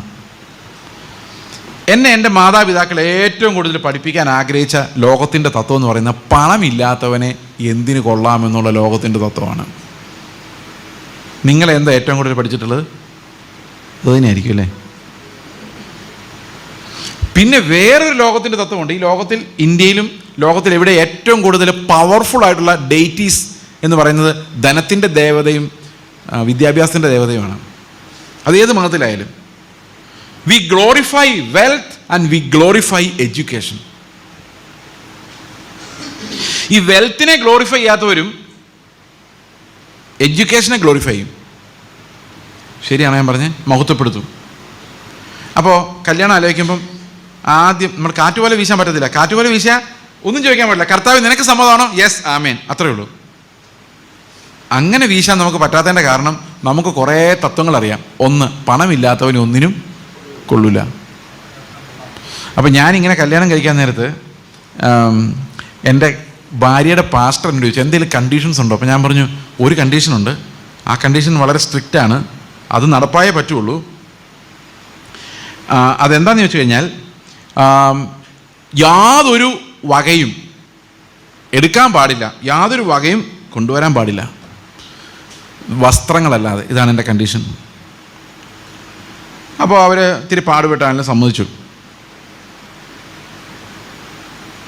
അപ്പോൾ വിവാഹം കഴിച്ചു കഴിഞ്ഞപ്പോൾ ഞാൻ എൻ്റെ ഭാര്യയോട് പറഞ്ഞു, നിൻ്റെ വീട്ടിൽ നിന്ന് നീ ഒന്നും കൊണ്ടുവന്നില്ല എന്നോർത്ത് വിഷമിക്കേണ്ട, എൻ്റെ വീട്ടിൽ നിന്ന് ഞാനൊന്നും എടുക്കുന്നില്ല. നമുക്ക് എന്തെങ്കിലും തന്ന ദൈവം തരും. ഇനി ദൈവത്തോട് നമുക്കൊരു വാക്ക് പറഞ്ഞേക്കാം, നമ്മൾ ഒരിക്കലും സമ്പന്നരാവുകയില്ല, നമ്മൾ സ്വന്തമായി വീട് വയ്ക്കുകയോ സ്വന്തമായി ബാങ്ക് ഡിപ്പോസിറ്റ് ഉണ്ടാക്കുകയോ ഇല്ല, നമ്മുടെ പേരിൽ ട്രസ്റ്റോ സൊസൈറ്റി ഉണ്ടാവുകയില്ല, നമ്മൾ നിമിത്തം നമ്മുടെ പിള്ളേരും സമ്പന്നരാവുകയില്ല. എന്നാൽ അനുദിനം ദൈവം നമ്മളെ നടത്തും. ഇപ്പോൾ കാറ്റ് പോലെ ആവുമോ? എവിടെ, എന്നാലും ആവൂല. അപ്പോൾ ഒരിടത്ത് വീട് വെച്ച് കഴിഞ്ഞാൽ, ഞാൻ പറയുന്ന എക്സാമ്പിൾ ആട്ടോ, ഇത് കട്ടി വചനമാണെന്ന് ഞാൻ പറഞ്ഞല്ലോ, എക്സാമ്പിളായിട്ട്. ഇത് നിങ്ങളെങ്ങനെ ചെയ്യണം എന്നല്ലേ പറയുന്നത്, അങ്ങനെ ആർക്കും ചെയ്യാൻ പറ്റുമില്ല. ഒരിടത്ത് വീട് വെച്ചാൽ ആ വീട്ടിൽ ഞാൻ താമസിക്കണം അല്ലേ, ദൂരെ പോയി അത് വാടകയ്ക്ക് കൊടുക്കണം. കാറ്റ് പോലെ വീശുവാണെങ്കിലോ? ഇത്തിരി വെള്ളം കുടിക്കട്ടെ, നിങ്ങളെ വെള്ളം കുടിപ്പിക്കാനുള്ളതാണല്ലോ. ഈ കാറ്റ് എന്താന്ന് പറയാൻ വേണ്ടി ഞാൻ എക്സാമ്പിൾസ് പറയുന്നത്. അനുസരണം എന്താണെന്നുള്ള കാര്യം പതുക്കെ മനസ്സിലാവും. ഓക്കെ, ഞാനിത് പറയുമ്പം പല ആൾക്കാർ ആദ്യം തെറ്റിദ്ധരിച്ചിട്ടുണ്ട്, ഇവൻ ഈ സ്വത്തെല്ലാം വിറ്റ് പോകണമെന്നാണോ ഈ പറയുന്നതെന്ന്. അതല്ല പറയുന്നത്. ഓക്കെ, ഇത് അസാധ്യമെന്ന് നമ്മൾ ആദ്യം പറഞ്ഞിട്ടുണ്ട് അല്ലേ. നിങ്ങളെ സമാധാനിപ്പിച്ച് ഇടയ്ക്ക് വടി കൊടുത്തിട്ട് അതിൻ്റെ പുറകെ ഒരു ക്യാരറ്റും കൂടെ കൊടുക്കണമെന്നാണ്. ഓക്കെ, അപ്പോൾ ഞങ്ങളുടെ എൻ്റെ ഈ വൈഫ് ഒരു മിഷണറി ആയിരുന്നു. മിഷണറി ആയിട്ട് വർക്ക് ചെയ്യുന്ന സമയത്താണ് വിവാഹം നടക്കുന്നത്. അപ്പോൾ അവരുടെ മിഷനിലുള്ള ഒരു കാർന്നറുണ്ട്. പുള്ളിയെ മിഷണറി എന്ന് വിളിക്കണമെന്ന് എനിക്ക് ആഗ്രഹം ഉണ്ടെങ്കിൽ പുള്ളിയുടെ സ്വഭാവം വെച്ച് ബിസിനസ്സുകാരെന്ന് വിളിക്കാൻ പറ്റുള്ളൂ. അപ്പം പുള്ളി എന്നോട് പറഞ്ഞു, എടാ മണ്ട, നീ കിട്ടാവുന്നോ വാങ്ങിച്ചോണ്ട് പോന്നോ, അതാ നിനക്ക് നല്ലത്. കാരണം ഇപ്പോൾ ഇവർ പൈസ തരും, എന്നാൽ ഈ സമയം കഴിഞ്ഞാൽ നിനക്ക് ആരും ഒരു 5 പൈസ തരാൻ പോകുന്നില്ല. അതുകൊണ്ട് അവസരം മുതലാക്കി വാങ്ങാവുന്ന വാങ്ങിച്ചാൽ നിനക്ക് കൊള്ളാം. അല്ലെങ്കിൽ 40-45 വയസ്സാവുമ്പം നിൻ്റെ ഭാര്യ തന്നെ നിന്നോട് പറയും, അച്ചായ അന്ന് കിട്ടാവുന്ന വാങ്ങിച്ചുകൊണ്ട് പോന്നായിരുന്നെങ്കിൽ നമ്മളിങ്ങനെ കഷ്ടപ്പെടണമായിരുന്നോ എന്ന് നിൻ്റെ ഭാര്യ തന്നെ അന്ന് ചോദിക്കും, ഇന്നെങ്ങനെ പറഞ്ഞാലും. അപ്പം ഞാൻ അങ്ങേരോട് പറഞ്ഞു, അച്ചായ 45 വയസ്സാകുമ്പോൾ ഒരുപക്ഷെ ഞാൻ പാപം ചെയ്യുമായിരിക്കും, പക്ഷെ അതിന് 27-ാം വയസ്സിലെ പാപം ചെയ്യണ്ടല്ലോ, കുറച്ച് കാലം ഉണ്ടല്ലോ, നമുക്ക് നോക്കാം എന്ന് പറഞ്ഞു. പുള്ളിക്ക് ഭയങ്കര ദേഷ്യം വന്നു. പുള്ളി പറഞ്ഞു, നിന്നോടൊന്നും സംസാരിച്ചിട്ട് തന്നെ ഒരു കാര്യമില്ലെന്ന് പറഞ്ഞെന്ന് മാത്രമല്ല, കല്യാണത്തിൻ്റെ സ്റ്റേജിൽ പുള്ളി കയറി എന്ന് പറഞ്ഞു, ഞാൻ ഇവനോട് ആകുന്ന പറഞ്ഞ് എങ്ങനെ കല്യാണം കഴിക്കേണ്ടതെന്ന് പറഞ്ഞു.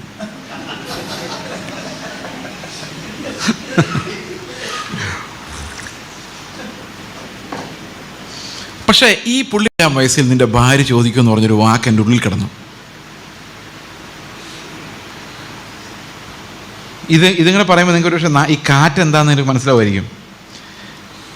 42 വയസ്സായപ്പം ഒരു ദിവസം ഞാൻ ചർച്ചയിൽ നിന്ന് വന്ന് വീട്ടിലിങ്ങനെ മുട്ടുകുത്താൻ തുടങ്ങുന്ന സമയത്ത് കർത്താവിനോട് പറഞ്ഞു, നീ ഇപ്പം മുറുകെ പിടിച്ചിരിക്കുന്ന മാനസാന്തരം നിൻ്റെ കൈവിട്ട് പോയാൽ പിന്നെ അതിലേക്ക് നിന്നെ തിരിച്ചു കൊണ്ടുവരുവാൻ സാധിക്കില്ല. അപ്പോൾ ഞാൻ ആലോചിച്ചു, പെട്ടെന്ന് ഈ 45 വയസ്സ് എൻ്റെ ഓർമ്മയിൽ വന്നു. ഇത് 45-ാം വയസ്സിൽ എല്ലാവർക്കും സംഭവിക്കുന്ന ഒരു കുഴപ്പമുണ്ട്. എന്താണെന്നറിയോ? ആ സമയത്താണ് ഇവരുടെ പിള്ളേർ വളർന്ന് പ്രീ ഡിഗ്രി കഴിഞ്ഞ് അല്ല +2 കഴിഞ്ഞ് ഒരു ഹയർ സ്റ്റഡീസിന് നിർണ്ണയിക്കപ്പെടുന്നത്. പെൺകുട്ടികളാണെങ്കിൽ കല്യാണം കഴിപ്പിച്ചാലോ, ഇപ്പോൾ ഇന്ത്യ ഗവൺമെൻറ് ഒരു 3 വർഷം കൂടെ ഇളച്ച് തന്നിട്ടുണ്ട്. ആ 18 പിള്ളേർ 18 വയസ്സാകുന്ന ഒരു കാലം.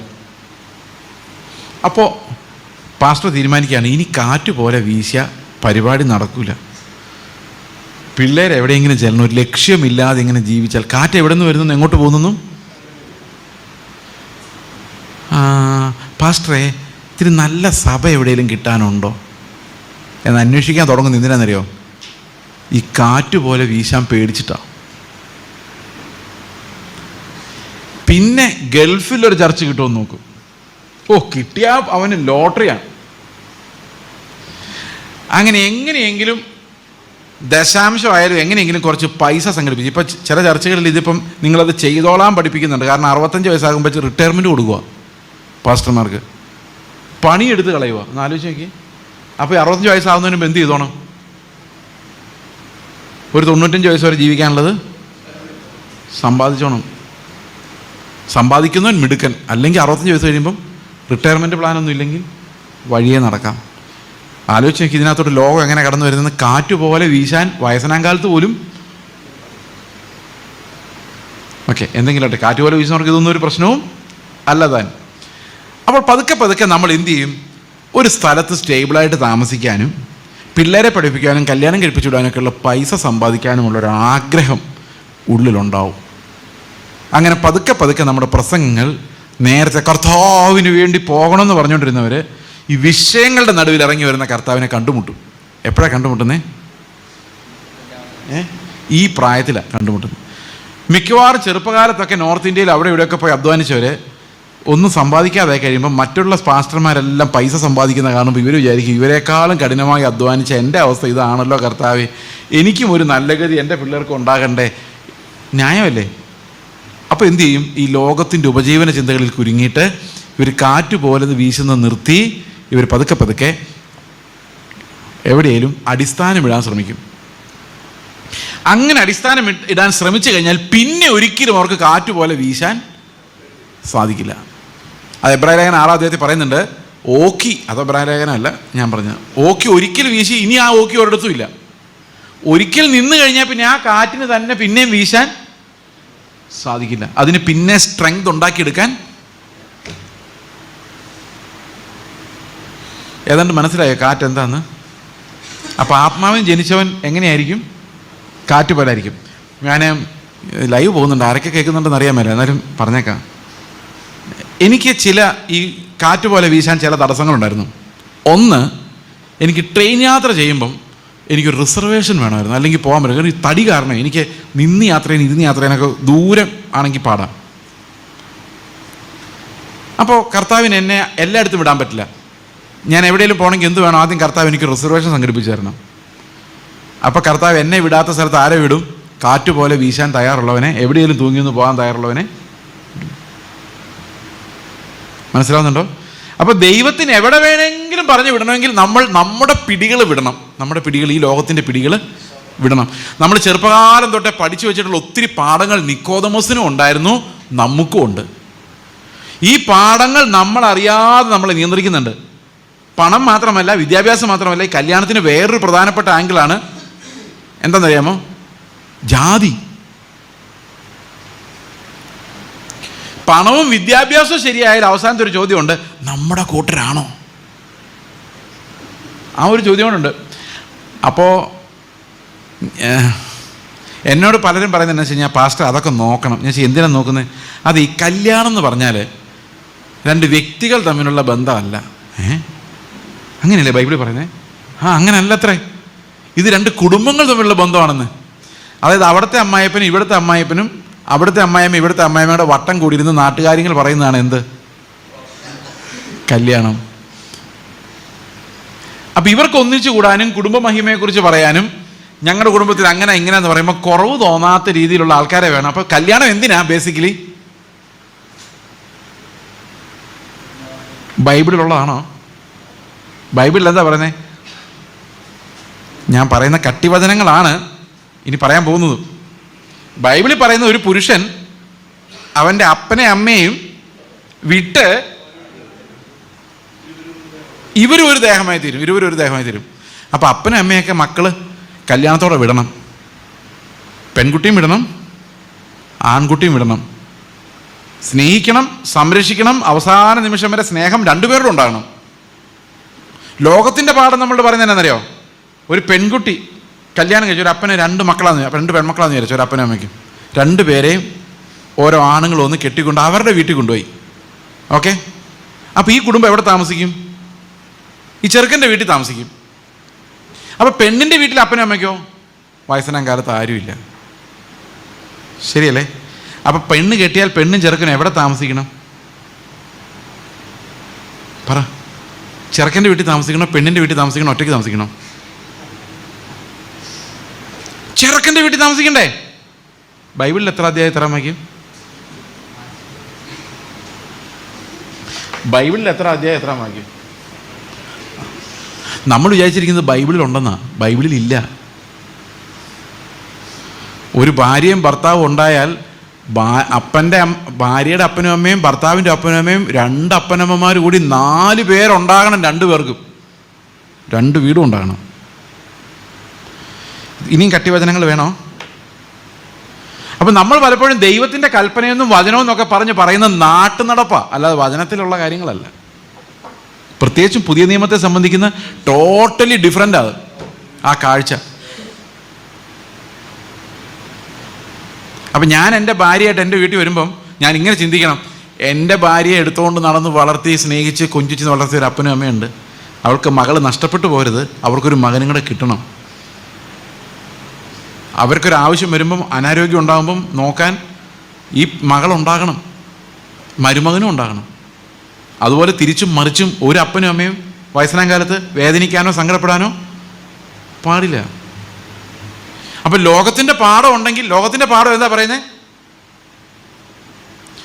ഓക്കെ, പക്ഷേ ഈ 2 പേർ തമ്മിലുള്ള വിവാഹം എന്ന് പറയുന്നത് ഒരിക്കലും ക്രിസ്തു അവർക്ക് കൊണ്ടുവരുന്ന ഒരു പുതിയ ഐക്യമാണ് ദൈവം അവരിൽ നിന്ന് ആഗ്രഹിക്കുന്നത്. അത് ജാതിയുടെ മതത്തിൻ്റെ പേരിലല്ല, അവർ ഒരേ ആത്മാവിനെ പ്രാപിച്ചിരിക്കുന്നു എന്നതിൻ്റെ അടിസ്ഥാനത്തിലാണ്. അപ്പോൾ ശരിക്കും കർത്താവ് പറയുന്ന ആരെ വേണേലും കല്യാണം കഴിക്കണമെങ്കിൽ നമുക്ക് എന്ത് വേണം? ഈ ലോകത്തിൽ നമ്മൾ പഠിച്ച ആദ്യ പാഠങ്ങളോട് നമ്മൾ മരിക്കണം. മനസ്സിലായോ? ആദ്യ പാഠങ്ങളോട് മരിച്ചാൽ മാത്രമേ കർത്താവ് പറയുന്ന പോലെ കാറ്റുപോലെ പോകാൻ പറ്റുള്ളൂ. അങ്ങനെ പോകുന്ന ഒരു 4-5 പേരെങ്കിലും ഒരു സഭയിൽ വേണം. എല്ലാവരും വേണം. അങ്ങനെ പോകുന്ന ഒരു കുറച്ച് ശുശ്രൂഷകരെങ്കിലും നമ്മുടെ സഭയിൽ ഉണ്ടെങ്കിലേ യേശുവിൻ്റെ വഴിയും പരിജ്ഞാനവും എന്താണെന്ന് ആ സഭയ്ക്ക് ഗ്രഹിക്കാൻ പറ്റുള്ളൂ. മനസ്സിലാകുന്നുണ്ടോ? അല്ലെങ്കിൽ പെന്തക്കോസ്തുകാർക്ക് ആഗോള വ്യാപകമായുള്ള ഒരേ ഒരു പ്രസംഗം എന്താണെന്നറിയോ? അത് ദാനിയേലിൻ്റെ കഥ വായിച്ചാലും മത്തായിയുടെ കഥ വായിച്ചാലും യോഹന്നാൻ്റെ കാര്യം പറഞ്ഞാലും ആകെ ഒരൊറ്റ പ്രസംഗം മാത്രമേ ഇന്ന് പെന്തക്കോസ്തിലുള്ളൂ. അതെന്താണെന്ന് വെച്ച് കഴിഞ്ഞാൽ, നിൻ്റെ പ്രശ്നങ്ങൾ എന്തായാലും വിടുവിക്കാൻ കഴിയുന്നതിന് ഇറങ്ങി വന്നിട്ടുണ്ട് മാത്രം.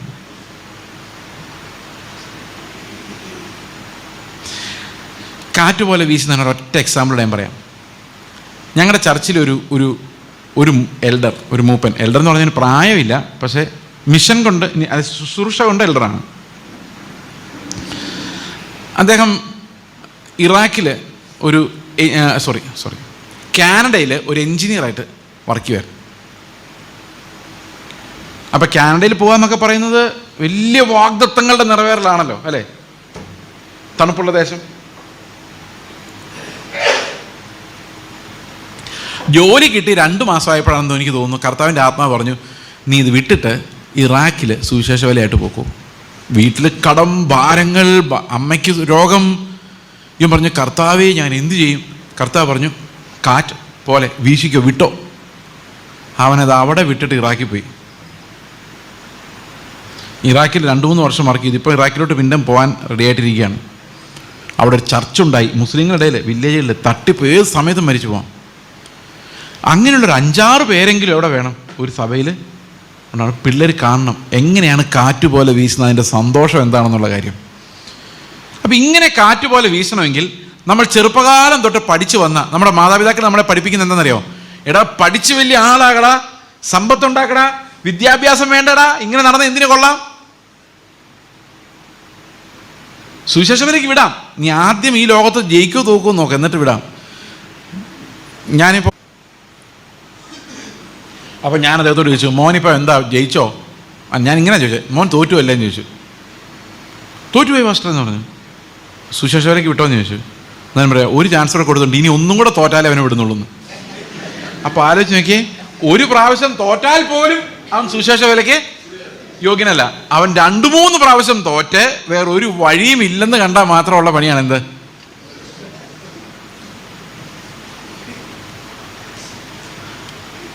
ലോകത്തിൻ്റെ പാഠങ്ങളെന്ന് പറയുന്നത് ഭയങ്കര പാടാണ്. ഈ പഠിക്കാൻ നേരത്തെ പിള്ളേർ ഒത്തിരി കഷ്ടപ്പെട്ടാണ് പഠിച്ചത്. 4, 3, 7 പഠിക്കാൻ വേണ്ടി അവർ വിരലെണ്ണി 4, 5, 6, 7, പിന്നെ 7, 6 സാറ് ചോദിച്ചു കഴിഞ്ഞപ്പം 7 എടുത്തിട്ട് പിന്നെ 6 ഇല്ല, 3, പിന്നെ അവർ കാലിലെ വിരലെണ്ണി, പിന്നെ കയ്യിലെ വിരൽ മടക്കി. ഒരു വിധത്തിലാണ് അവർ 20 വെച്ച് കണ്ടുപിടിച്ചത് അല്ലേ? ഓർമ്മയുണ്ടോ നിങ്ങൾക്ക് ആ കാലം? നിങ്ങൾക്ക് ഓർമ്മയില്ലെങ്കിൽ നിങ്ങളുടെ പിള്ളേർ പഠിച്ച ഓർമ്മയില്ലേ? ഓക്കെ. ഇനി അപ്പോൾ നമ്മളെല്ലാം വിചാരിക്കും, എൻ്റെ ദൈവമേ ഈ പിള്ളേരൊന്ന് പഠിച്ചെടുത്താൽ മതിയായിരുന്നു എന്ന് വിചാരിക്കുമെങ്കിലും പഠിക്കാൻ എളുപ്പമാണ്, ഇത് മറക്കാനാണ് പാട്. നിങ്ങളൊന്ന് മറന്നേ 4, 3, 7 മറക്കാൻ പറ്റുമോ? നാളെ നിങ്ങൾ മറന്നിട്ട് വരാമോ 4, 3, 7 വിഷയം? പറ്റിയില്ല. നമ്മൾ ലോകത്തിൻ്റെ ആദ്യ പാഠങ്ങളായിട്ട് എന്തെല്ലാം പഠിച്ചിട്ടുണ്ടോ അതൊന്നും മറക്കാൻ നമ്മളെ കൊണ്ട് കഴിയില്ല. ഓക്കെ. പക്ഷേ ഈ ലോകത്തിലെ ആദ്യ പാഠങ്ങൾക്കൊരു പ്രത്യേകതയുണ്ട്, അത് കുറച്ച് നാൾ മാത്രം നമ്മളെ സഹായിക്കുള്ളൂ. ഇപ്പോൾ ഉദാഹരണത്തിന് നിങ്ങൾ നോക്കിക്കേ, ഒരു കൊച്ചുണ്ടായി വീഴുമ്പോൾ ആ കൊച്ച് വളരെ നിസ്സഹായനാണ്. പശുവിൻ്റെ കൊച്ചാണെങ്കിൽ ചാടി എഴുന്നേറ്റ് ഓടി പാഞ്ഞു കിടക്കും. പക്ഷേ ഈ കുഞ്ഞിനെ സംബന്ധിച്ച് കുഞ്ഞ് കഴുത്തുപോലും അനങ്ങരുത് അവൻ്റെ, അല്ലേ? എങ്ങനെ താങ്ങി പിടിച്ചുകൊണ്ട് നടക്കണം. എത്ര നാളല്ലേ ഇവനൊന്ന് നടക്കണമെങ്കിൽ. പതുക്കെ ഈ കൊച്ചിന് ടൈം മുമ്പോട്ട് പോകുന്നതനുസരിച്ച് കൊച്ചിന് ആരോഗ്യം ഉണ്ടാവും, ആഹാരം കഴിക്കാൻ കിട്ടും, വസ്ത്രങ്ങൾ ലഭിക്കും, മാതാപിതാക്കളെ തിരിച്ചറിയും, സ്കൂളിൽ പോകും, അവിടെ പഠിക്കും, വിദ്യാഭ്യാസം കിട്ടും, പണം കിട്ടും, ജോലി കിട്ടും, കല്യാണം കഴിക്കും, പിള്ളേരുണ്ടാവും, പിന്നെ പിള്ളേർ വളരും. അങ്ങനെ വളർച്ച ഉണ്ടായി സമയത്തിനകത്ത് ഇതെല്ലാം ഈ കൊച്ചിന് കിട്ടും. എന്നിട്ട് ഈ സമയം എന്ത് ചെയ്യുമെന്നറിയോ? എല്ലാം തിരിച്ചു ചോദിക്കും. ആദ്യം അപ്പനമ്മയും തിരിച്ചു ചോദിക്കും, ശരീരത്തിൻ്റെ ആരോഗ്യം തിരിച്ചു ചോദിക്കും, മനസ്സിൻ്റെ ബുദ്ധി തിരിച്ചു ചോദിക്കും, ഓർമ്മശക്തി തിരിച്ചു ചോദിക്കും, മക്കളെ തിരിച്ചു ചോദിക്കും, എല്ലാം ചോദിച്ച് ആരോഗ്യം തിരിച്ചു ചോദിച്ച് അവസാനം കൊച്ചിനെ പോലെ നിസ്സഹായനായിട്ട് ഏതെങ്കിലും ഹോം നേഴ്സ് ഒപ്പിക്കൊടുത്തും തിരിച്ചു കിടത്തിയും മറിച്ച് കിടത്തിയും. കാലം എന്തെല്ലാം നമുക്ക് തരുമോ അതെല്ലാം തിരിച്ച് മേടിച്ചിട്ടേ നമ്മളെ പറഞ്ഞു വിടുകയുള്ളൂ.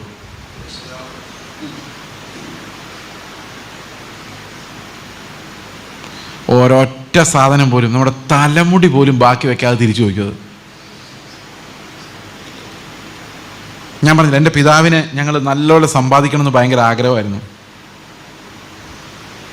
അദ്ദേഹം എന്നോട് ചോദിക്കുമായിരുന്നു, ഞാൻ നിങ്ങൾക്ക് വേണ്ടി ഇത്രയും സമ്പാദിച്ചിട്ടുണ്ട്, നീ എന്ത് സമ്പാദിച്ചിട്ടുണ്ട്? അപ്പോൾ ഞാൻ പറഞ്ഞു, ഞാൻ സമ്പാദിച്ച കർത്താവിനെയാണ്, എനിക്ക് അതേ എൻ്റെ മകനും കൊടുക്കാനുള്ളൂ എന്ന് ഞാൻ പറയുമായിരുന്നു. പക്ഷെ ഇപ്പോൾ പ്രായമായപ്പം എൻ്റെ അപ്പനിങ്ങനെ ആ ഓർമ്മകൾ പോവുക. ഈ ഓർമ്മകൾ പോയി കഴിഞ്ഞാൽ നമ്മൾ PhD എടുത്തതാണോ എന്ന് പോലും നമുക്കറിയത്തില്ല. അറിയോ? എന്ത് കഷ്ടപ്പെട്ട് PhD, ഡോക്ടർ ഇന്നാർ, MBBS, MD, MR, ഓർമ്മ പോയ പാരസെറ്റമോളാണോ ഏതാ കൊടുക്കേണ്ടതെന്നുള്ള ആ ഒരു മെമ്മറി പോയി കഴിഞ്ഞാൽ നമ്മളൊന്നുമില്ല. അപ്പം നിത്യതയെന്ന് ദൈവം നോക്കുമ്പോൾ നമ്മളൊന്നുമില്ല. എത്ര പേർക്ക് മനസ്സിലായത്? അപ്പം ടൈമിനകത്തുള്ള സകല സാധനങ്ങളും താൽക്കാലികമാണ്. അത് വളരെ പെട്ടെന്ന് വയലിലെ പൂ പോലെ വന്ന് അസ്തമിച്ച് പോകും. നമ്മൾ ഈ വിടുതലെടുത്ത് പ്രാർത്ഥിച്ച് നേടുന്നൊക്കെ ഉണ്ടോ, അതൊന്നും നിൽക്കില്ല. നമ്മുടെ ഓർമ്മ പോയാൽ പോയി. അപ്പോൾ നമ്മുടെ ആത്മീക അഭ്യാസങ്ങളും ലോങ് ഉപവാസ പ്രാർത്ഥനകളും ഒന്നും നമുക്ക് നിത്യതയിലേക്ക് ഒരു പ്രയോജനവും ചെയ്യുന്നില്ല. മനസ്സിലായോ? അപ്പോൾ വെള്ളം എന്താ? നമ്മളതല്ലേ ചോദ്യത്തിൽ നിൽക്കുന്നത്. വെള്ളം എന്താന്ന് പറഞ്ഞില്ലല്ലോ. അപ്പോൾ കർത്താവ് നിക്കോദമോസിനോട് പറഞ്ഞു, നിക്കോദമോസ് കർത്താവിനോട് പറയാം, ഇതൊക്കെ എങ്ങനെ സംഭവിക്കാനാ? കാറ്റ് പോലെ. നിങ്ങൾ ചോദിച്ചില്ല ഇതൊക്കെ എങ്ങനെ ഞങ്ങൾ കാറ്റ് പോലെ നടക്കുന്ന കാര്യമല്ലോ ആണോ? അപ്പോൾ കർത്താവ് പറഞ്ഞു, നീ ഇസ്രായേലിൻ്റെ ആചാര്യനായിരുന്നിട്ടും ഉപദേഷ്ടാവായിരുന്നിട്ടും നീ ഈ കാര്യമൊന്നും അറിയുന്നില്ലേ? അപ്പം ശരിക്കും നിക്കോദമോസ് അത് അറിയണമായിരുന്നു. ഇസ്രായേലിൻ്റെ ആചാര്യന്മാർ ഈ വെള്ളത്താലും ആത്മാവിനാലുമുള്ള വീണ്ടും ജനനം എന്താണെന്ന് അറിയണമായിരുന്നു. കാരണം അത് അവരുടെ വചനത്തിൽ ഉണ്ടായിരുന്നു. ഇപ്പം വെള്ളത്താലും ആത്മാവിനാലുള്ള വീണ്ടും ജനനം എവിടെ ഉണ്ട്? നിക്കോദമോസിൻ്റെ കയ്യിലിരുന്ന പഴയ നിയമത്തിൽ ഈ വെള്ളത്താലും ആത്മാവിനാലുമുള്ള വീണ്ടും ജനനം ഉണ്ടായിരുന്നു. എന്നാൽ നിക്കോദമോസിന് അത് മനസ്സിലാക്കാൻ കഴിഞ്ഞില്ല. അതുകൊണ്ടാണ് കർത്താവ് അവനോട് പറഞ്ഞത്, നീ വീണ്ടും ജനിച്ചില്ല എങ്കിൽ ദൈവരാജ്യം അവകാശമാക്കാൻ സാധിക്കില്ല. അപ്പോൾ വെള്ളവും ആത്മാവും എന്താണെന്ന് മനസ്സിലാകുവാൻ കർത്താവ് ഏത് കൊട്ടേഷനാണ് പഴയ നിയമത്തിൽ നിന്ന് എടുത്തിരിക്കുന്നതെന്ന് മനസ്സിലാകണം. അതിലാണ് എൻ്റെ ഉത്തരം ഇരിക്കുന്നത്. എന്താണ് വാട്ടർ? നമുക്ക് നോക്കാം. നിങ്ങൾക്കറിയാം ഏത് വാക്യമെന്ന്? യഹെസ്കേൽ 36 25 26 വാക്യങ്ങളാണ്. യഹെസ്കേൽ 36 25 26. ആർക്കെങ്കിലും വായിക്കാം അത്? ഞാൻ നിങ്ങളുടെ മേൽ കിട്ടിയോ? നിർമ്മല ജലം തളിക്കും. അപ്പൊ ആര് തളിക്കും? ഇത് ദൈവം തളിക്കും. നമ്മൾ മുങ്ങുന്നതല്ലത്, ദൈവം നമ്മുടെ മേൽ തളിക്കുന്നതാണ്. എന്തിനാണ് വെള്ളം തളിക്കുന്നത്? നമ്മൾ സാധാരണ നമ്മുടെ മുകളിൽ വെള്ളം ഒഴിക്കുന്നത് എന്തിനു വേണ്ടിയാണ്? എന്തിനു വേണ്ടി ഒഴിക്കുന്നേ? കഴുകാൻ വേണ്ടിയല്ലേ? ഇപ്പൊ വെള്ളത്തിന്റെ ഏറ്റവും വലിയ ഉപയോഗം എന്തോ? കഴുകല. കുടിക്കാൻ കുറച്ച് വെള്ളം മതി, ഇതുണ്ടോ 2 ഗ്ലാസ് ഇത്രയും മതി. പക്ഷെ കുളിക്കണമെങ്കിലോ ഒത്തിരി വേണം. വണ്ടി കഴുകണമെങ്കിലോ ഒത്തിരി വേണം. പാത്രം കഴുകണമെങ്കിലോ. അപ്പൊ വെള്ളത്തിന്റെ ഏറ്റവും വലിയ ഉപയോഗം എന്തോ? അപ്പൊ കർത്താവ് എന്താ ചെയ്യുന്നത്? നമ്മുടെ മേൽ ഏറ്റവും നിർമ്മലമായ ജലം തളിച്ചിട്ട് എന്ത് ചെയ്യും? നിങ്ങൾ നിർമ്മലരായി തീരും. ഇതെങ്ങനെ നമ്മളെ നിർമ്മലരാക്കി മാറ്റാൻ പറ്റും? അടുത്ത വാക്യം.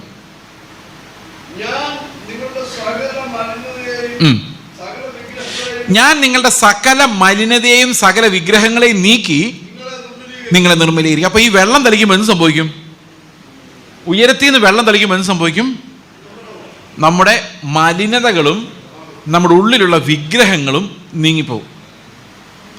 ഈ മലിനതകൾ എന്ന് പറഞ്ഞാൽ നമുക്കറിയാം, മുറുകെ പറ്റുന്ന പാപങ്ങൾ ഒത്തിരി ഉണ്ട്. അത് നീങ്ങണം അല്ലേ? ഒന്ന് അത് നീങ്ങണം. മറ്റൊന്ന് നമ്മുടെ ഉള്ളിലുള്ള വിഗ്രഹങ്ങൾ തകരണം. നമ്മുടെ എല്ലാവരുടെ ഉള്ളിൽ ഒരുപോലെയുള്ളൊരു വിഗ്രഹമുണ്ട്. അതേതാന്ന് പറയാം? അത് ഈ ഞാൻ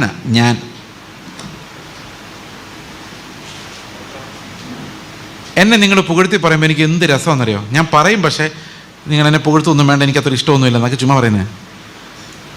അത്ര ഇഷ്ടം ചിലപ്പോൾ ചില സമയത്ത് നമുക്ക് ഒരു ക്രിഞ്ചി ഫീലിംഗ് തോന്നും, എൻ്റെ ദൈവം ഇത് എന്നെക്കുറിച്ച് തന്നെ ആണോ എന്ന്.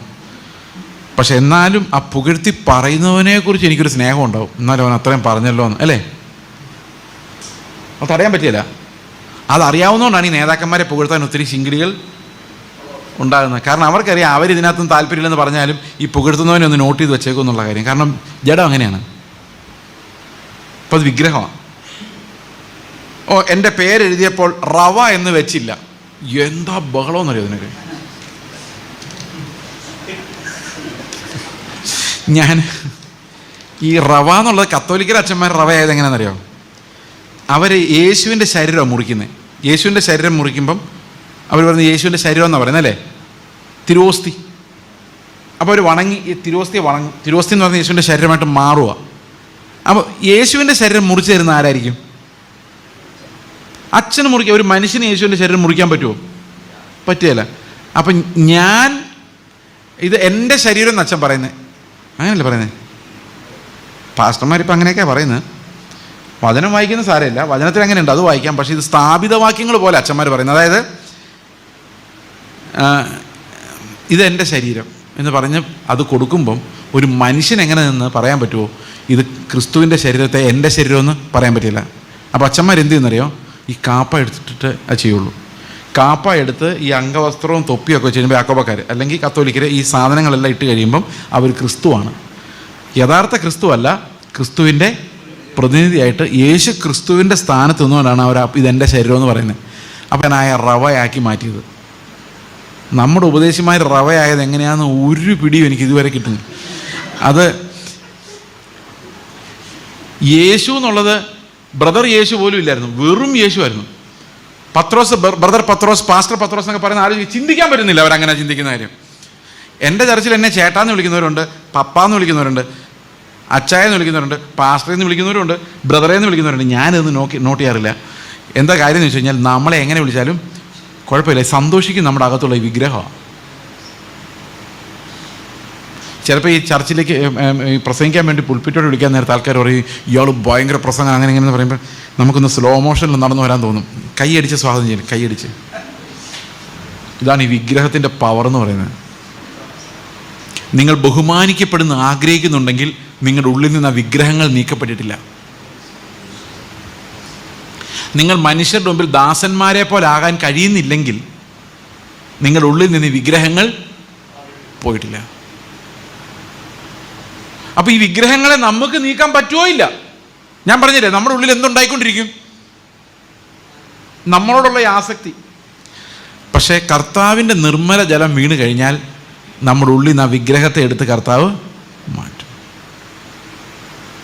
ഇപ്പൊ വെള്ളം എന്താണ് ശരിക്കും? അടുത്ത വാക്യം, ഞാൻ നിങ്ങൾക്ക് പുതിയൊരു ഹൃദയം തരും, പുതിയൊരു ആത്മാവിനെ ഞാൻ നിങ്ങളുടെ ഉള്ളിൽ ആക്കും. അപ്പൊ ആത്മാവും വന്നല്ലേ, വെള്ളവും വന്നു. അപ്പൊ നമുക്ക് എന്ത് സംഭവിച്ചു? പുതിയ ആളായി മാറി. പഴയ വിഗ്രഹവും പഴയ മാലിന്യങ്ങളും പഴയ ലോകത്തിൻ്റെ പാഠങ്ങളെല്ലാം പോയി. നിക്കോദമോസ് ഒത്തിരി പ്രായമായി, ലോകത്തിൽ ഒത്തിരി പാഠങ്ങൾ പുള്ളി പഠിച്ചിരുന്നു. ആ പാഠവുമായിട്ട് ദൈവം പറയുന്ന പോലെ കാറ്റുപോലെ പോകാൻ നിക്കോദമോസിന് കഴിയില്ല. അതിനെന്താവശ്യമായിരുന്നു? അവനിൽ പുതിയൊരു ആത്മാവും വെള്ളത്താലുള്ള നിർമ്മലീകരണവും അവന് ആവശ്യമായിരുന്നു. ക്ലിയർ അല്ലേ അത്? ഓക്കെ. അപ്പോൾ പുതിയൊരു ആത്മാവിനെ ഞാൻ നിങ്ങളുടെ ഉള്ളിൽ പകരും. അടുത്ത വാക്യം,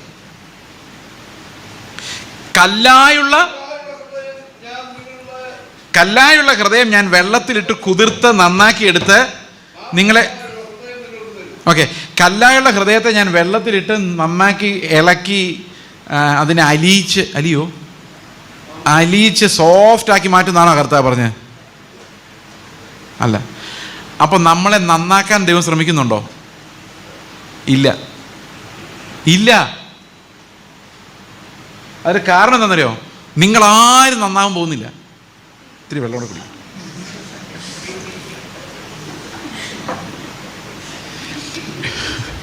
ഡിസംബർ 31 തീരുമാനം എടുത്തില്ലേ? 1 മുതൽ ഞാൻ കർത്താവിന് ഒന്നും നടക്കാൻ പോകുന്നില്ല. വെറുതെ. അങ്ങനെ നമ്മൾ തീരുമാനം എടുത്ത് നന്നാകാനായിരുന്നെങ്കിൽ നമ്മൾ രക്ഷിക്കപ്പെട്ട കാലം തൊട്ട് തീരുമാനം എടുക്കുന്നതല്ലേ? നന്നായി പണ്ടേ വിശുദ്ധന്മാരായി ഏതെങ്കിലും ഗ്ലാസ് കൂടിനകത്ത് കയറിയനെ, അല്ലെ കർത്താവ് വന്ന് കൊണ്ടുപോയനെ. പക്ഷെ ഇതൊന്നും നടപ്പില്ലാന്ന് നമ്മുടെ ജീവിതം തന്നെ തെളിയിച്ചിട്ടുണ്ട്. ഞാൻ നിങ്ങളുടെ തുറന്നു പറയാൻ, നിങ്ങൾ ആരും നന്നാവാൻ പോകുന്നില്ല. ഇത്തിരി വെള്ളം കുടിക്കട്ടെ. അത് നിങ്ങൾക്കറിയത്തില്ലെങ്കിലും കർത്താവിനറിയാം. അതുകൊണ്ട് കർത്താവ് നിങ്ങളെ നന്നാക്കാൻ ശ്രമിക്കുന്നേ ഇല്ല. ശ്രമിച്ചാൽ എങ്ങനെ ഇരിക്കുന്നറിയോ? ഈ നിങ്ങളുടെ ഈ പഴയ തുണിയോടുകൂടി പുതിയ തുന്നി ചേർക്കുന്ന അവസ്ഥയായിപ്പോൾ. നന്നാക്കുമല്ല ചെയ്യുന്നത്.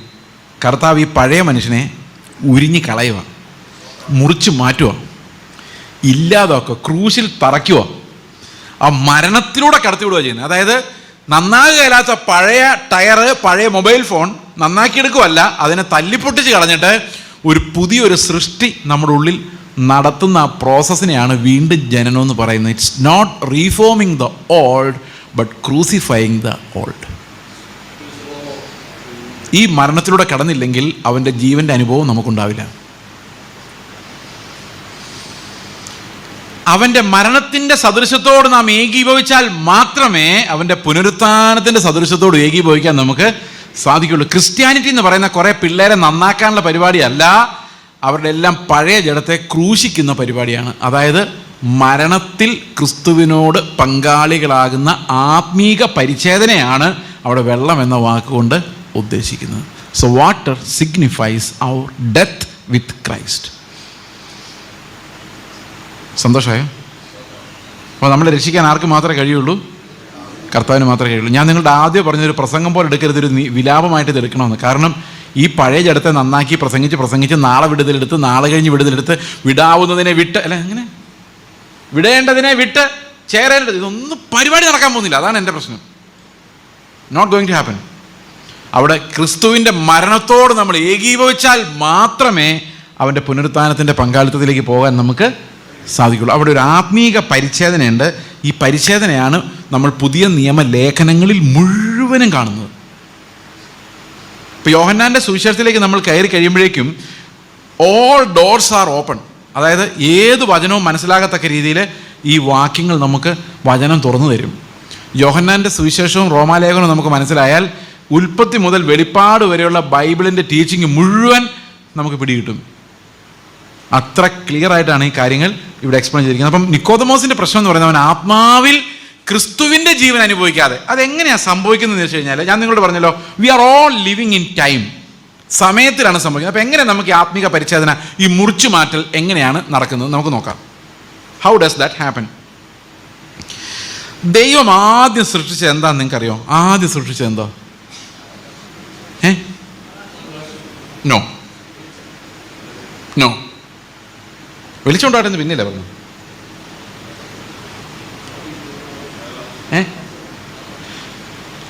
ആരും പറയില്ല, എന്നാ ഞാൻ പറയാം. വാക്യം വായിക്കാം. ഉൽപ്പത്തി 1:1. ആദിയിൽ ദൈവം. അപ്പോൾ ഏറ്റവും ഫസ്റ്റ് ഉണ്ടായത് എന്താ? ആദിയിൽ, time, in the beginning God created heavens and the earth. അതായത് ഇൻ ദ ബിഗിനിങ് എന്ന് പറഞ്ഞാൽ, ഇപ്പോൾ ക്ലോക്ക് മൂവ് ചെയ്യുന്നുണ്ടല്ലോ, ഞാനിവിടെ പ്രസംഗിച്ചുകൊണ്ടിരിക്കുന്നത് അല്ലേ? ഈ ക്ലോക്ക് സ്പീഡിൽ മൂവ് ചെയ്യുന്നതിൽ സങ്കടപ്പെട്ടുകൊണ്ടാണ് ഞാൻ 2 മണിക്കൂർ മുമ്പ് ഇരുന്നത്. മനസ്സിലായോ ഞാൻ പറഞ്ഞ എന്താന്ന്? ഓക്കെ. അപ്പോൾ നമുക്ക് ചില സമയത്ത് ക്ലോക്ക് സ്പീഡിൽ പോകുന്നില്ല എന്ന് തോന്നും, ചിലപ്പം സ്പീഡിൽ പോകുന്നു എന്ന് തോന്നും. നിശ്ചലമായിട്ട് നിൽക്കുന്ന ഒരവസ്ഥ ആലോചിച്ച് നോക്കി. നിങ്ങൾക്ക് ഇഷ്ടപ്പെടുമോ ടൈം ഇല്ലാത്തൊരവസ്ഥ? ഇപ്പം ഞാൻ ഇങ്ങനെ തന്നെ, ഇതേ പ്രായം, ഇതേ രീതിയിലിരിക്കും. അപ്പോൾ എൻ്റെ പിള്ളേർ അങ്ങനെ തന്നെ ഇരിക്കും, എൻ്റെ കുഞ്ഞുമക്കളുണ്ടെങ്കിൽ അങ്ങനെ തന്നെ ഇരിക്കും. ശരിയാവില്ലേ? അവർ വളരണ്ടേ, ടൈം പോയിക്കോട്ടെ. ഇപ്പോൾ ടൈം പോയാൽ മാത്രമേ എന്ത് സംഭവിക്കുള്ളൂ? നമുക്കറിയാം ടൈം അവസാനം നമ്മളെല്ലാം എടുത്തു മാറ്റി നമ്മളെ വെറും ഒന്നുമില്ലാത്തവരാക്കി കൊണ്ടുപോകുന്നറിയാം. എന്നാലും ടൈം നിർത്താൻ നമുക്ക് താല്പര്യമില്ല. കാരണം എന്താ? നമ്മുടെ പിള്ളേർ വളരട്ടെ. ശരിയല്ലേ? ടൈം മുമ്പോട്ട് പോയാൽ അപകടമാണ്, നമ്മളെല്ലാം ചത്തുപോകും. പക്ഷെ എന്നാലും നമുക്ക് പിടിച്ചു നിർത്താൻ ആഗ്രഹമില്ലല്ലേ? ഈ ടൈം ഉണ്ടായി കഴിഞ്ഞാണ് നമുക്ക്. എല്ലാവരും ഇങ്ങോട്ട് നോക്കി, എല്ലാവരും എന്നെ നോക്കി. ഇത് ഇവിടെയാണ് ടൈം ഉണ്ടായതെന്ന് വിചാരിച്ചോ. ഇവിടെ എന്നിട്ട് ആകാശവും ഭൂമിയും ഉണ്ടായി. ഈ ആകാശവും ഭൂമിയും ടൈമും ഒന്നിച്ചുണ്ടായത്. അതുകൊണ്ട് in the beginning God created heavens and the earth എന്ന് പറയുന്നത്. ശാസ്ത്രം അങ്ങനെ തന്നെയാണ് പറയുന്നത്. അതായത് ടൈം, സ്പേസ് ആൻഡ് മാറ്റർ, ഇത് മൂന്നും ഒരേപോലെ ഉണ്ടായതാണ്. ഉണ്ടാവുക എന്നുള്ള വാക്ക് സയൻറ്റിഫിക് ആണോ എന്ന് എനിക്കറിയത്തില്ല. പക്ഷെ ഇത് മൂന്നും ഒരേ സമയത്ത് എക്സിസ്റ്റിങ്. ഇത് മൂന്നുമാണ് ഫണ്ടമെൻ്റൽസ് ഈ പ്രപഞ്ചത്തിൽ. അതായത് ആകാശം എന്ന് പറയുന്നത് നമ്മളിവിടെ കാണുന്ന നീല കളറുള്ള സാധനമല്ല, അത് സ്പേസാണ്. മൊത്തം സ്പേസ്, മാറ്റർ. ഭൂമി ഫോം ഇല്ലാത്ത ഒരു മാസ്സായിരുന്നു കർത്താവ് ആദ്യം അത് ഉണ്ടാക്കുമ്പോൾ. ഓക്കെ. അപ്പോൾ ടൈം ഉണ്ടായി. ടൈമിനകത്ത് ഈ സൃഷ്ടിയെല്ലാം നടക്കുന്നു, മനുഷ്യനെ സൃഷ്ടിക്കുന്നു. പിന്നെ പഴയ നിയമകാല വിശുദ്ധന്മാർ ജനിക്കുന്ന ഓരോരുത്തർ. പിന്നെ കർത്താവ് ഈ ലോകത്തിലേക്ക് വരുന്നു, ടൈമിലേക്ക് ഇറങ്ങി വരുന്നു. ഇത് ഇപ്പം ഞാൻ നിങ്ങളോട് സംസാരിച്ചുകൊണ്ടിരിക്കുന്നു, ടൈം തീരാൻ പോകുന്നു. ഇതാണ് ടൈം ലൈൻ. സമ്മതിച്ചോ? മനസ്സിലായോ? നിങ്ങൾ ഈ ടൈം ലൈനിലേക്ക് ഒന്ന് നോക്കിക്കേ. അതിൻ്റെ തുടക്കവും ഒടുക്കവും നിങ്ങൾക്ക് ഒരേ സമയത്ത് കാണാൻ പറ്റുന്നില്ലേ? കാണാൻ പറ്റുന്നില്ലേ? എനിക്ക് ഇങ്ങനെ നോക്കിയിട്ട് തന്നെ 2 സൈഡും കാണാൻ പറ്റുന്നുണ്ട്. നിങ്ങൾക്ക് ദൂരെ നോക്കുമ്പോൾ ശരിക്കും കാണാൻ പറ്റുന്നില്ല. 2 തുടക്കവും ഒടുക്കവും.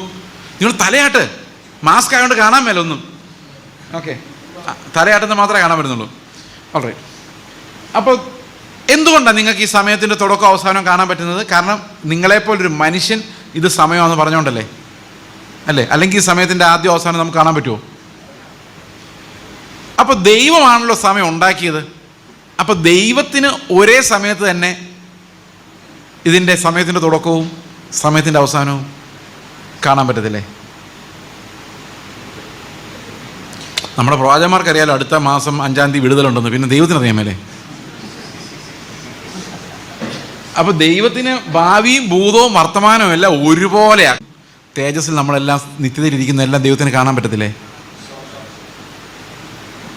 അത്ഭുതം അല്ലേ ദൈവത്തിൻ്റെ ജ്ഞാനം എന്ന് പറയുന്നത്. അപ്പോൾ ആകാശവും ഭൂമിയും ഉണ്ടാക്കുന്നതിന് മുമ്പേ ഞാനിവിടെ പ്രസംഗിക്കുന്നതും കർത്താവ് എനിക്ക് വേണ്ടി മരിച്ചതും നിങ്ങളെല്ലാവരും ഇത് കേട്ടോണ്ടിരിക്കുന്നതും ഇയാൾ എപ്പോൾ നിർത്തുന്ന ആലോചിച്ചുകൊണ്ടിരിക്കുന്ന എല്ലാം കർത്താവിന് നേരത്തെ അറിയത്തില്ലേ? അറിയാം. അങ്ങനെയാണെങ്കിൽ സമയമുണ്ടാകുന്നതിന് മുൻപ് ആരൊക്കെ ഉണ്ടായിരുന്നു? പിതാവും പുത്രനും പരിശുദ്ധാത്മാവും മാത്രമേ ഉള്ളൂ. ടൈമിന് അതീതരായിട്ട് ദൈവം മാത്രമേ ഉള്ളൂ. അങ്ങനെയാണെങ്കിൽ ടൈമിന് മുമ്പ്, ടൈം ഉണ്ടാകുന്നതിന് മുമ്പ് നടന്ന ഒരു കാര്യം എന്താണെന്ന് പറയാമോ? ടൈം ഉണ്ടാകുന്നതിന് മുമ്പ് നടന്നൊരു കാര്യം അതുണ്ട്, എപ്പോഴും ഉണ്ട്. സംഭവിച്ചൊരു കാര്യം 2 തിമോത്തിയോസ് 1:9 വായിച്ചേ. 2 തിമോത്തി chapter 1 verse 9.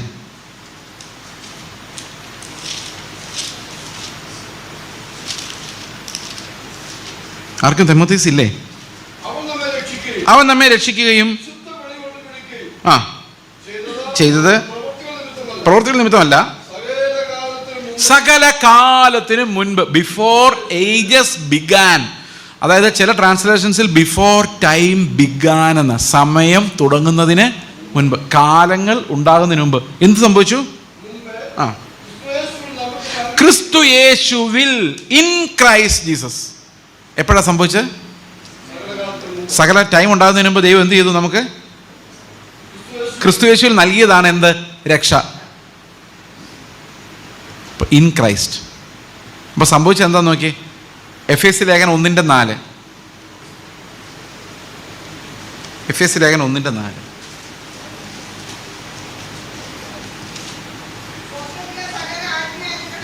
അല്ലല്ലോ, അത് 3 അല്ലേ? 4.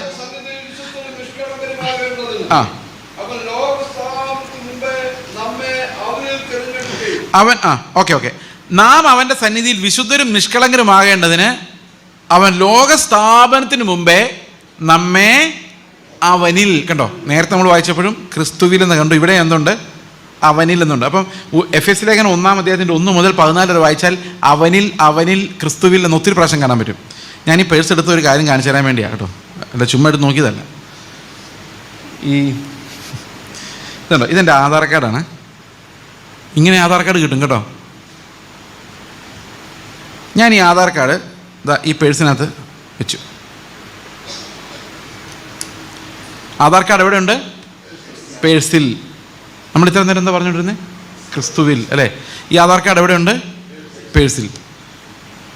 ഞാൻ എറണാകുളത്തായിരുന്നപ്പോഴും ഈ ആധാർ കാർഡ് പേഴ്സിൽ ഉണ്ടായിരുന്നു, ഇവിടെ വന്നപ്പോഴും ഉണ്ട്. അപ്പം ഞാൻ എവിടെ ഈ പേഴ്സ് എടുത്തുകൊണ്ട് പോകുന്നു അവിടെ എല്ലാം ഈ ആധാർ കാർഡ് എൻ്റെ കൂടെ വരും. അപ്പോൾ ക്രിസ്തുവിൽ ഞാനുണ്ടെങ്കിൽ, ക്രിസ്തു എതിരെ പോയാലും ഞാൻ അവനിലുണ്ടാവും. അപ്പോൾ ഏതിനകത്ത് രക്ഷപ്പെടാം? ഈ ടൈമിനകത്ത് നമുക്ക് രക്ഷപ്പെടാൻ എന്ത് വഴിയേ ഉള്ളൂ? ക്രിസ്തുവിലാവുക എന്നുള്ളൊരു വഴിയുള്ളൂ. മനസ്സിലാവുന്നുണ്ടോ ഞാൻ പറയുന്നത്? ഓക്കെ, നമുക്കതൊന്ന് വിശദീകരിച്ച് നോക്കാം. കർത്താവ് ഇങ്ങനെ ടൈം ലൈനിലേക്ക് നോക്കുമ്പോൾ പഴയ നിയമ വിശുദ്ധന്മാർ, അവരെ ഓരോരുത്തരെ പറക്കിയെടുത്ത് പുതിയ നിയമത്തിൽ അപ്പോസ്തലന്മാരെ പറക്കിയെടുത്തെടുത്ത് എന്നെ കൂടെ എടുത്ത്, നിങ്ങളുടെ കാര്യം നിങ്ങൾ പറഞ്ഞാൽ മതി, എന്നെയും കൂടെ എടുത്ത്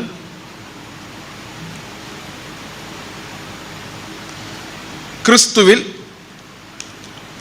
തിരഞ്ഞെടുത്തു. എന്നിട്ട് പറഞ്ഞു ആകാശവും ഭൂമിയും ഉണ്ടാകട്ടെ, ടൈം സ്റ്റാർട്ട് ചെയ്യട്ടെ. ഇപ്പം ടൈം സ്റ്റാർട്ട് ചെയ്യുന്നതിന് മുമ്പ് എന്ത് സംഭവിച്ചിട്ടുണ്ട്? എത്ര പേർക്ക് വിശ്വാസമുണ്ട് ഇത്? അപ്പോൾ നമ്മുടെ പരിച്ഛേദന എങ്ങനെ നടന്നത്? ആത്മീക പരിച്ഛേദന എങ്ങനെ നടന്നത്? യേശുക്രിസ്തു കാൽവരി ക്രൂശിൽ മരിച്ചപ്പോൾ ഞാൻ എവിടെ ആയിരുന്നു? ഞാൻ ജനിച്ചിട്ടില്ല, ഞാൻ എക്സിസ്റ്റ് ചെയ്തിട്ട് പ്രായം പറയണ്ട, ഒരു കുറച്ച് നാളെ ആയുള്ളൂ, അതിനുമുമ്പ് ഞാൻ ഇല്ലായിരുന്നു. ഓക്കെ, അപ്പോൾ നമ്മളെല്ലാം ഈ അടുത്ത കാലത്തൊക്കെ ഉണ്ടായവരാ. കാലം നോക്കിക്കഴിഞ്ഞാൽ ഒത്തിരി നാളുണ്ടായിരുന്നല്ലോ, നമ്മൾ ഈ അടുത്ത കുറച്ച് നാളല്ലേ ഉണ്ടായിരുന്നുള്ളൂ അല്ലേ?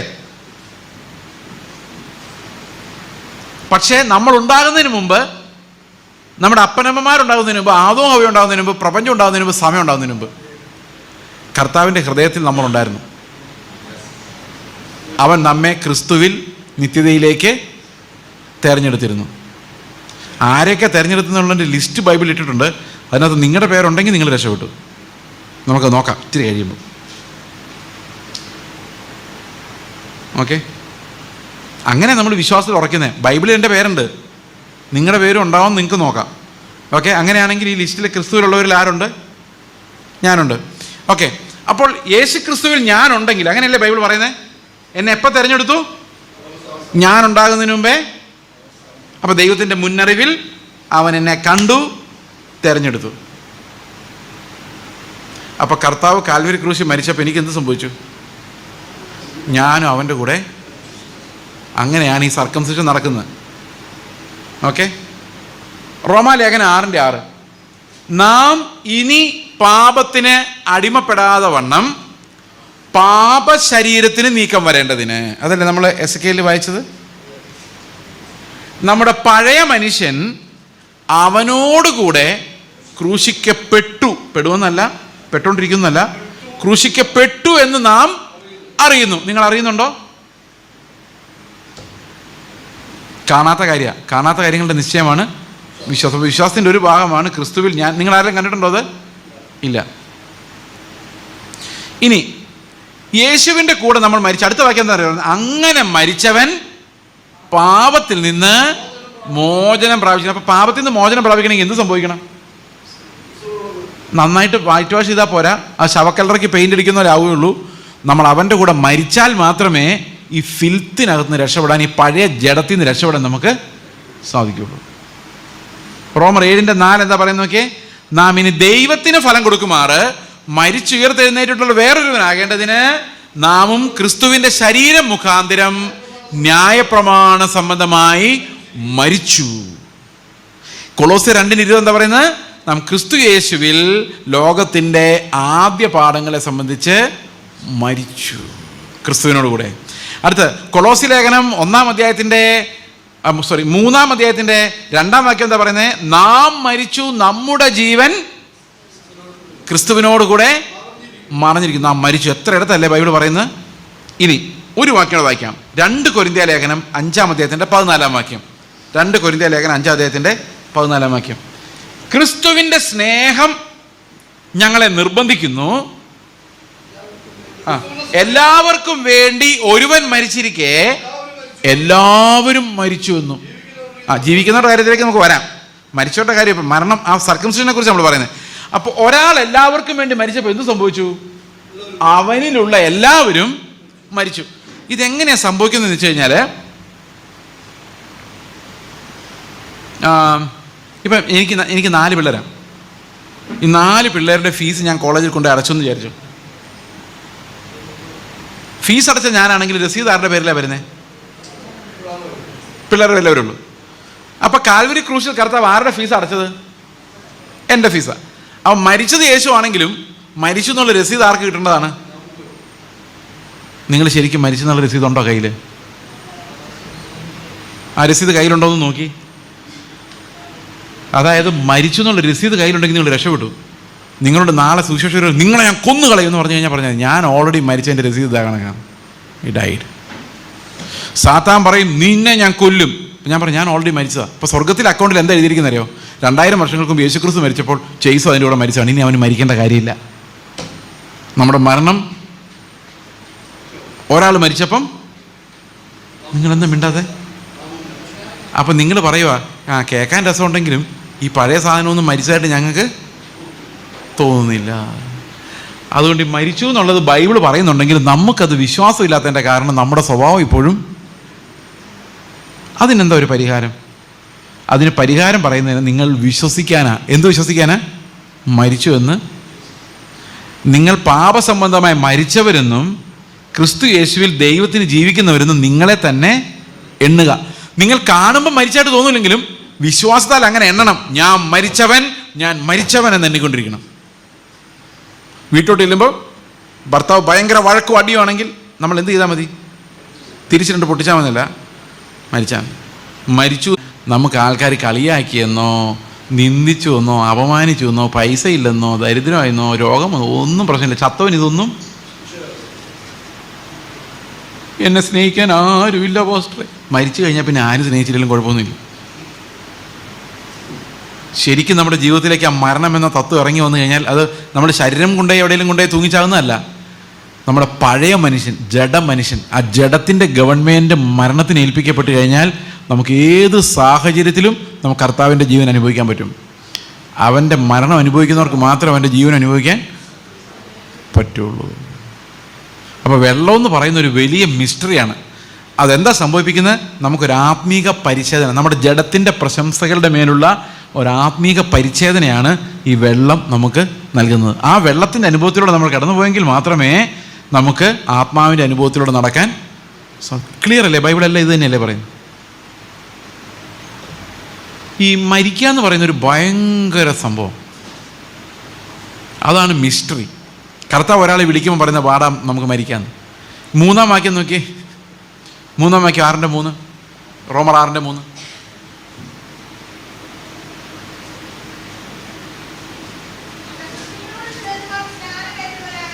ആ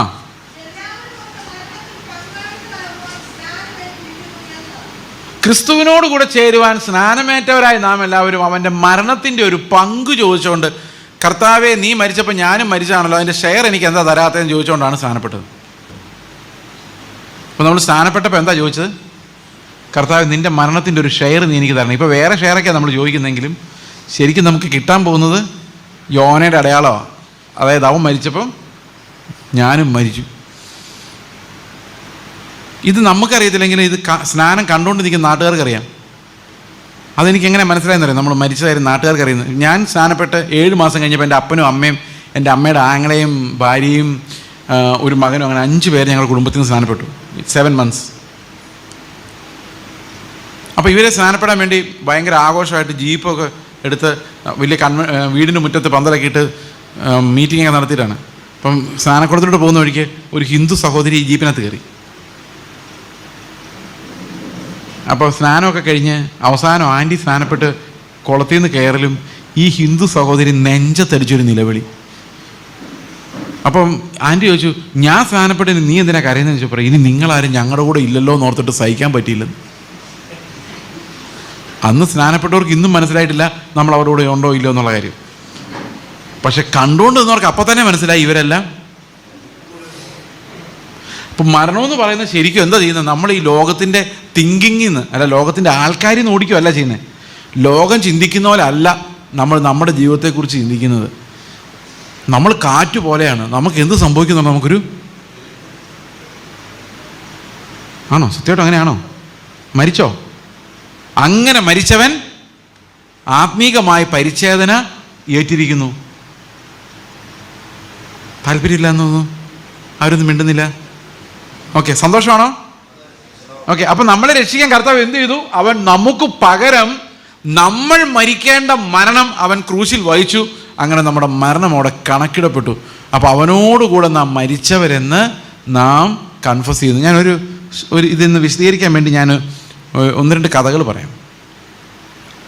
ഈ മരണം, ഈ പണ്ഡിറ്റ് വേദപ്രകാശ് എന്നാണ് തോന്നുന്നു അദ്ദേഹത്തിൻ്റെ പേര്. നോർത്ത് ഇന്ത്യയിൽ ഒരു സുവിശേഷ പ്രവർത്തനം ഉണ്ടായിരുന്നു. അദ്ദേഹം IAS കാരനായിരുന്നു.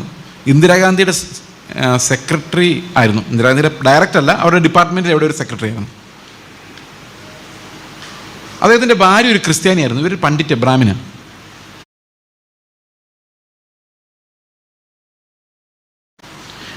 അദ്ദേഹം ഭാര്യ എപ്പോഴും മർദ്ദിക്കുമായിരുന്നു. അത് ക്രിസ്ത്യാനി ആയതുകൊണ്ടല്ല, പുള്ളിയുടെ ഒരു ക്രൂര സ്വഭാവം പുള്ളിക്ക് ഉണ്ടായിരുന്നുകൊണ്ടാണ്. ഇപ്പോൾ ഒരു ദിവസം പുള്ളി ഓഫീസിൽ നിന്ന് വന്നിട്ട് സോഫയിലിരിക്കുന്നു. നോർത്ത് ഇന്ത്യക്കാരാണ്. അപ്പോൾ ഭാര്യ ഭക്തിയോടെ ഭാര്യ ബഹുമാനത്തോടെ, ഭർത്താവിന് ഭയങ്കര ബഹുമാനം നോർത്ത് ഇന്ത്യയിൽ. ഈ സഹോദരി പോയി മുട്ടുകുത്തി നിന്നിട്ട് ഇയാളുടെ ചെരുപ്പ് എൻ്റെ ലേസ് ഊരിയിട്ട് ഷൂസ് ഊരിയെടുക്കാൻ ശ്രമിക്കുന്നു. ഇയാൾ ആ ഷൂസ് ഇട്ട് ഒറ്റ ചവിട്ട് വെച്ച് കൊടുത്തു. സ്ത്രീക്കിട്ട് ഇവർ പോയി തെറിച്ച് പോയി ഭിത്തിയെ പോയി വീണ് തല പൊട്ടുന്നു. അവരുടനെ എന്ത് ചെയ്യുന്നില്ല, അവിടെ കിടന്നൊരു ടർക്കി എടുത്ത് ആ തല അങ്ങ് കെട്ടി, ശരിക്ക് കെട്ടിയിട്ട് പിന്നെയും ചെന്ന് മുട്ടുകുത്തി എന്നിട്ട് ആ ബാക്കി ഷൂസ് ഒറ്റ അക്ഷരം പോലും പറഞ്ഞില്ല. അപ്പോൾ ഈ മനുഷ്യൻ മുട്ടുകുത്തി അവരുടെ കൂടെ നിലത്തിരുന്നിട്ട് ചോദിച്ചു, എന്നെപ്പോലൊരു മൃഗത്തെ സ്നേഹിക്കാൻ നിനക്ക് എങ്ങനെയാണ് പറ്റുന്നതെന്ന് ചോദിച്ചു. അപ്പോൾ ഈ സഹോദരി പറഞ്ഞു, ഞാനല്ല, ഞാൻ മരിച്ചു, ക്രിസ്തുവാണ് നിങ്ങളെ സ്നേഹിക്കുന്നതെന്ന് പറഞ്ഞു. ആ ഒരൊറ്റ മോമെൻറ്റിൽ അയാൾ വിശ്വാസിയും പ്രസംഗനുമായി. 95-98 വയസ്സായപ്പോഴാണ് അദ്ദേഹം മരിച്ചു പോയത്. ഇങ്ങനെയാണ് ക്രിസ്തുവിൻ്റെ ജീവൻ ജീവിക്കാൻ നമുക്ക് പറ്റുള്ളൂ. എങ്ങനെ പറ്റുള്ളൂ? പഴയത് കഴിയാതെ. മനസ്സിലായെങ്കിലൊന്ന് സ്തോത്രം പറഞ്ഞേക്കും. പഴയത് കഴിയാതെ, ആ മരണം അനുഭവിക്കാതെ നമുക്ക് ക്രിസ്തുവിനെ അനുഭവിക്കാൻ സാധിക്കില്ല. അപ്പോൾ ദൈവം ചില ചെറു മരണങ്ങളിലൂടെ നമ്മളെ കടത്തിവിടും. ഈ ചെറു മരണങ്ങൾ എന്തിനു വേണ്ടിയാണെന്ന് വെച്ച് കഴിഞ്ഞാൽ ചെറു കഷ്ടങ്ങൾ, ചെറു ക്രൂശുകൾ. നമ്മൾ വിചാരിക്കുന്നത്, ഇപ്പം നിങ്ങൾ വിചാരിക്കുക, ശരിയാ ഞങ്ങൾ പാസ്റ്റർ പ്രസംഗിക്കുന്നു, ഇപ്പോൾ ഏറ്റെടുത്തിരിക്കുന്നു, ഈ കസേരയിലിരുന്ന് ഞാനിതാ മരിക്കുന്നു. അങ്ങനെയൊന്നും മരിക്കാൻ പറ്റില്ല. മരിക്കണമെങ്കിൽ എന്ത് വേണം? ക്രൂശ് വേണം. ക്രൂശിൽ മാത്രമേ മരിക്കാൻ പറ്റുള്ളൂ. നമ്മൾ ക്രൂശിലല്ലാതെ എവിടെ മരിക്കാൻ തയ്യാറാണ്. നമ്മൾ തീരുമാനമെടുത്ത് മരിച്ച എങ്ങനെ ഇരിക്കുന്നറിയോ? ഞാനിപ്പോൾ തീരുമാനമെടുത്ത് മരിക്കുക, ഇതോടെ ഞാൻ മരിച്ചു, ഇന്ന് 9:15 ഞാൻ മരിച്ചു. 9:15 മരിച്ചെങ്കിൽ നാളെ 9:15 വരെയൊക്കെ പിടിച്ച് നിൽക്കുമായിരിക്കും. പക്ഷെ നാളെ കഴിഞ്ഞ് 9:15 ആകുമ്പോഴേക്കും നമ്മുടെ ഒറിജിനൽ ആൾ പിന്നെ അതിനങ്ങനെ അടങ്ങിയിരിക്കാൻ പറ്റിയല്ല. അതങ്ങനെ മരിക്കുമൊന്നുമില്ല. അതിന് മരിക്കാൻ എന്ത് വേണം? ക്രൂശ് വേണം. ക്രൂശിൽ മരിക്കണം. ഈ ക്രൂശ് എവിടെ കിട്ടും? ആ സഹോദരിക്ക് ആ ഭർത്താവിൻ്റെ ഇടിയായിരുന്നു ക്രൂശ്. ആ ക്രൂശിൻ്റെ സമയത്ത് 4 ചീത്ത പറഞ്ഞിട്ട് പിന്നെ സ്വസ്ഥമായിട്ട് പോയിരുന്ന് മരിക്കാൻ പറ്റില്ല. മനസ്സിലാകുന്നുണ്ടോ? ഇങ്ങോട്ട് 2 ഇടി കിട്ടിയപ്പോൾ 4 വർത്താനം പറഞ്ഞിട്ട് പിന്നെ പ്രാർത്ഥിക്കും, കർത്താവേ ഞാൻ മരിച്ചു എന്ന് പറഞ്ഞിട്ട് കാര്യമില്ല. എവിടെ മരിക്കണം? ക്രൂശിൽ മരിക്കണം. അപ്പോൾ നമുക്ക് അങ്ങനെയുള്ള ചെറു മരണങ്ങൾ അനുഭവിക്കാൻ ഈ ക്രൂശ് എല്ലാ ദിവസവും നമ്മുടെ ഉള്ളിലുണ്ട്. നമ്മുടെ വീട്ടിലെ പ്രശ്നങ്ങളായിരിക്കും, അല്ലെങ്കിൽ ബന്ധങ്ങളുടെ പ്രശ്നങ്ങളായിരിക്കും, ചിലപ്പോൾ തർക്കുത്തരം പറയുന്നതായിരിക്കാം മക്കൾ. അവിടെ എല്ലാം ഈ മരണം അനുഭവിച്ചു കഴിഞ്ഞാൽ നമുക്ക് ഭയങ്കര ഡെലിവറൻസാണ്. ഒരു കഥയും കൂടെ പറഞ്ഞിട്ട് നിർത്തിയേക്കാം. ഞങ്ങളുടെ കൂട്ടായ്മയിലൊരു സഹോദരിയുണ്ട്. അവർ ഡോക്ടറാണ്. പുള്ളിക്കാരി ഒരു ദിവസം എന്നോട് പറഞ്ഞു, ചേച്ചേ എനിക്കൊരു പ്രോബ്ലം ഉണ്ട്. എന്താണ്? അവരുടെ ഹോസ്പിറ്റൽ അറ്റൻഡറുമായിട്ടൊരു ചെറിയ പ്രശ്നമുണ്ട്. ഇപ്പോൾ അറ്റൻഡർ ഒരു ദിവസം പൈസ ചോദിച്ചു. അപ്പോൾ പൈസ കൊടുത്തു. അപ്പോൾ പിറ്റേ ദിവസം നാച്ചുറലി ആ സഹോദരി പ്രതീക്ഷിച്ചു ഒരിത്തിരി സ്നേഹവും നന്ദിയൊക്കെ പുള്ളി കാണിക്കുമായിരിക്കുമെന്ന്. പക്ഷെ പുള്ളി ഒന്നും കാണിച്ചില്ലെന്ന് മാത്രമല്ല, ജസ്റ്റ് ഒരു ഇത്തിരി മരുന്ന് എടുത്തുകൊണ്ട് വരാമെന്ന് ചോദിച്ചാൽ പുള്ളി തർക്കുത്തരം പറഞ്ഞ് തട്ടിക്കയറി എൻ്റെ പണിയാണ്, എന്നെ കൊണ്ട് ഇങ്ങനെ ജയിപ്പിക്കുന്നതൊക്കെ ചോദിച്ചു ചൂടായി. ഡോക്ടറോട് ചൂടായി, പേഷ്യൻസിൻ്റെ എല്ലാം മുമ്പ് വെച്ച്. പുള്ളിക്ക് ഭയങ്കര ഹർട്ടായി. പുള്ളിക്കാരി സോഫ്റ്റ് ഹാർട്ടിലായതുകൊണ്ട് തിരിച്ചൊന്നും പറഞ്ഞൊന്നുമില്ല. കർത്താവേ സ്തോത്രം എന്നൊക്കെ പറഞ്ഞു പോകുന്നു. ഈ കർത്താവേ സ്തോത്രം എന്ന് പറഞ്ഞാലൊന്നും അകത്ത് കിടക്കുന്ന സാധനം പാടാ. എന്നോട് പറഞ്ഞ് 2 ആഴ്ചയായി ചേച്ചി ഇപ്പോഴും ആ മനുഷ്യനെ കാണുമ്പോൾ എനിക്ക് ചിരിക്കാൻ പറ്റുന്നില്ല. ബാക്കി എല്ലാവരോടും ഞാൻ ഗുഡ് മോർണിംഗ് എന്നൊക്കെ പറഞ്ഞു പോകും, അതാരെ നോക്കാതെ. പക്ഷേ ഈ സഹോദരനെ ഇയാളെ കാണുമ്പോൾ മാത്രം എനിക്ക് ഗുഡ് മോർണിംഗും ഇല്ല, നോക്കാൻ പോലും പറ്റുന്നില്ലെന്ന് പറഞ്ഞു. എന്ത് ചെയ്യുമെന്ന് ചോദിച്ചപ്പോൾ ഞാൻ പറഞ്ഞു, നാളെ ഹോസ്പിറ്റലിൽ പോകുമ്പം നിങ്ങൾ ഒരിക്കലും അയാളെ നോക്കി ചിരിക്കരുത്. ചിരിച്ചാൽ എന്താ സംഭവം? എന്താ പ്രശ്നം? ആ ചിരി ഒരു ഡ്യൂപ്ലിക്കേറ്റ് ചിരി ആയിരിക്കും എന്ന് മാത്രമല്ല, എന്നെ ഇത്രയും അവൻ കളിയാക്കിയിട്ട് ഞാൻ അവനെ നോക്കി ചിരിച്ചു എന്നുള്ളൊരു സന്തോഷം ഉള്ളിൽ ഉണ്ടാകുന്നതോടുകൂടി ഇപ്പോൾ ഉള്ള ഈ മാനസാന്തരം കൂടെ പോകും. പിന്നെ എന്ത് ചെയ്യാൻ പറ്റും? ഞാൻ പറഞ്ഞു, ആകെ ഒരു വഴിയുള്ളൂ, അയാളാണ് നിങ്ങളുടെ ക്രൂശ്. നിങ്ങൾ നേരെ നാളെ ഹോസ്പിറ്റലിലോട്ട് ചെല്ലുമ്പം ചിരിക്കാനൊന്നും നോക്കണ്ട, അങ്ങ് മരിച്ചാൽ മതി. അവനെ കാണുമ്പോഴവർക്ക് ഇതാ എൻ്റെ ക്രൂശ്, ഞാൻ മരിച്ചു, ഇനി ജീവിക്കുന്ന ഞാനല്ല. ഞാൻ മരിച്ചാൽ പിന്നെ ജീവിക്കുന്ന ആരാ? ക്രിസ്തു. അത്രയും നേരെ. പിന്നെ കുറേ നാൾ കഴിഞ്ഞാൽ കർത്താവ് കാണിച്ചു തന്നെ നീ മരിച്ചാന്നുള്ള കാര്യം. ഇതിപ്പോഴും ഞാൻ വിശ്വസിക്കാൻ പാടുപെടുക, ഞാൻ ശരിക്കും മരിച്ചോ? ബൈബിൾ അങ്ങനെ പറയുന്നതുകൊണ്ട് അങ്ങ് 2 കണ്ണും പൂട്ടി അങ്ങ് വിശ്വസിക്കുക, മരിച്ചു, ഞാനല്ല ജീവിക്കുന്നത്, ഞാനല്ല. വിശ്വാസത്താൽ ക്രിസ്തു നിങ്ങളുടെ ഹൃദയങ്ങളിൽ വസിക്കേണ്ടതിന്. ഇപ്പം ഫെയ്ത്തിലൂടെയാണ് ക്രിസ്തു നമ്മളിൽ വസിക്കുന്നത്. നമ്മൾ ക്രിസ്തുവിലായത് ദൈവത്തിൻ്റെ തിരഞ്ഞെടുപ്പാണ്. എന്നാൽ ക്രിസ്തു നമ്മളിൽ വരുന്നതോ നമ്മുടെ ഫെയ്ത്താണ്. നമ്മൾ അവൻ്റെ മരണത്തിൻ്റെ സദൃശ്യത്തോട് അനുരൂപപ്പെട്ടാൽ നമ്മൾ അവൻ്റെ പുനരുത്ഥാനത്തിൻ്റെ സദൃശ്യത്തോടും അനുരൂപപ്പെടും. ഇപ്പോൾ വെള്ളത്താലും ആത്മാവിനാലും നമ്മൾ വീണ്ടും ജനിച്ചു കഴിഞ്ഞാൽ അതിനർത്ഥം അവൻ്റെ മരണത്തിൻ്റെയും പുനരുത്ഥാനത്തിൻ്റെയും പങ്കാളിത്തമാണ് നമ്മളെ ദൈവത്തിൻ്റെ മക്കളാക്കി മാറ്റുന്നത്. തിത്തോസിൻ്റെ ലേഖനം 3-ാം അധ്യായത്തിൻ്റെ 6-ാം വാക്യം അവിടെ പറയുന്നുണ്ട്, പുനർജനന സ്നാനത്താലും നമ്മുടെ മേൽ ദൈവം ധാരാളമായി പകർന്ന ആത്മാവിൻ്റെ നവീകരണത്താലും തന്നെ. ഇംഗ്ലീഷ് എഴുതുമ്പം വാഷിംഗ് ഓഫ് റീജനറേഷൻ എന്നാണ്, അല്ല നമ്മൾ ഉദ്ദേശിക്കുന്ന സ്നാനമല്ല അത്. Washing of regeneration and renewal by the spirit. അപ്പോൾ 2 കാര്യങ്ങളാണ്, വെള്ളവും ആത്മാവും. നമ്മുടെ മാനസാന്തരം, നമ്മുടെ കർത്താവിൻ്റെ കൂടെയുള്ള മരണം, അതിനെ പ്രതികരിച്ച് തന്നെയാണ് സ്നാനവും നടക്കുന്നത്. അതോടൊപ്പം ആത്മാവിനാലുള്ള ഉയരത്തിലും ജനിച്ച പുതിയ ജീവൻ, കാറ്റുപോലെ വീശാൻ ധൈര്യമുള്ള ആ ജീവനും നമുക്ക് ലഭിക്കുന്നതാണ് വീണ്ടും ജനനം എന്ന് പറയുന്നത്. അതുകൊണ്ട് പ്രിയ സഹോദരങ്ങളെ, വീണ്ടും ജനിച്ചവരെല്ലാം പറന്ന് നടക്കുമെന്ന് വിചാരിക്കരുത്. ഒരു കുഞ്ഞായിട്ട് നമ്മൾ ജനിക്കുന്നതേ ഉള്ളൂ. നമ്മളെ അനുസരണത്തിലേക്ക് നടത്താൻ ഈ സഭയിൽ തുടർച്ചയായ പഠിപ്പിക്കലുകൾ ആവശ്യമാണ്. അതുകൊണ്ട് പൗലോസ് അപ്പോസ്തലൻ പറയാണ് റോമാലേഖനം 1:6 ഞങ്ങൾ കൃപയും അപ്പോസ്തലത്വവും പ്രാപിച്ച എന്തിനാണെന്നറിയോ? നിങ്ങളുടെ ഉള്ളിലുണ്ടായ വിശ്വാസം അനുസരണമായി മാറാൻ വേണ്ടിയാണ്.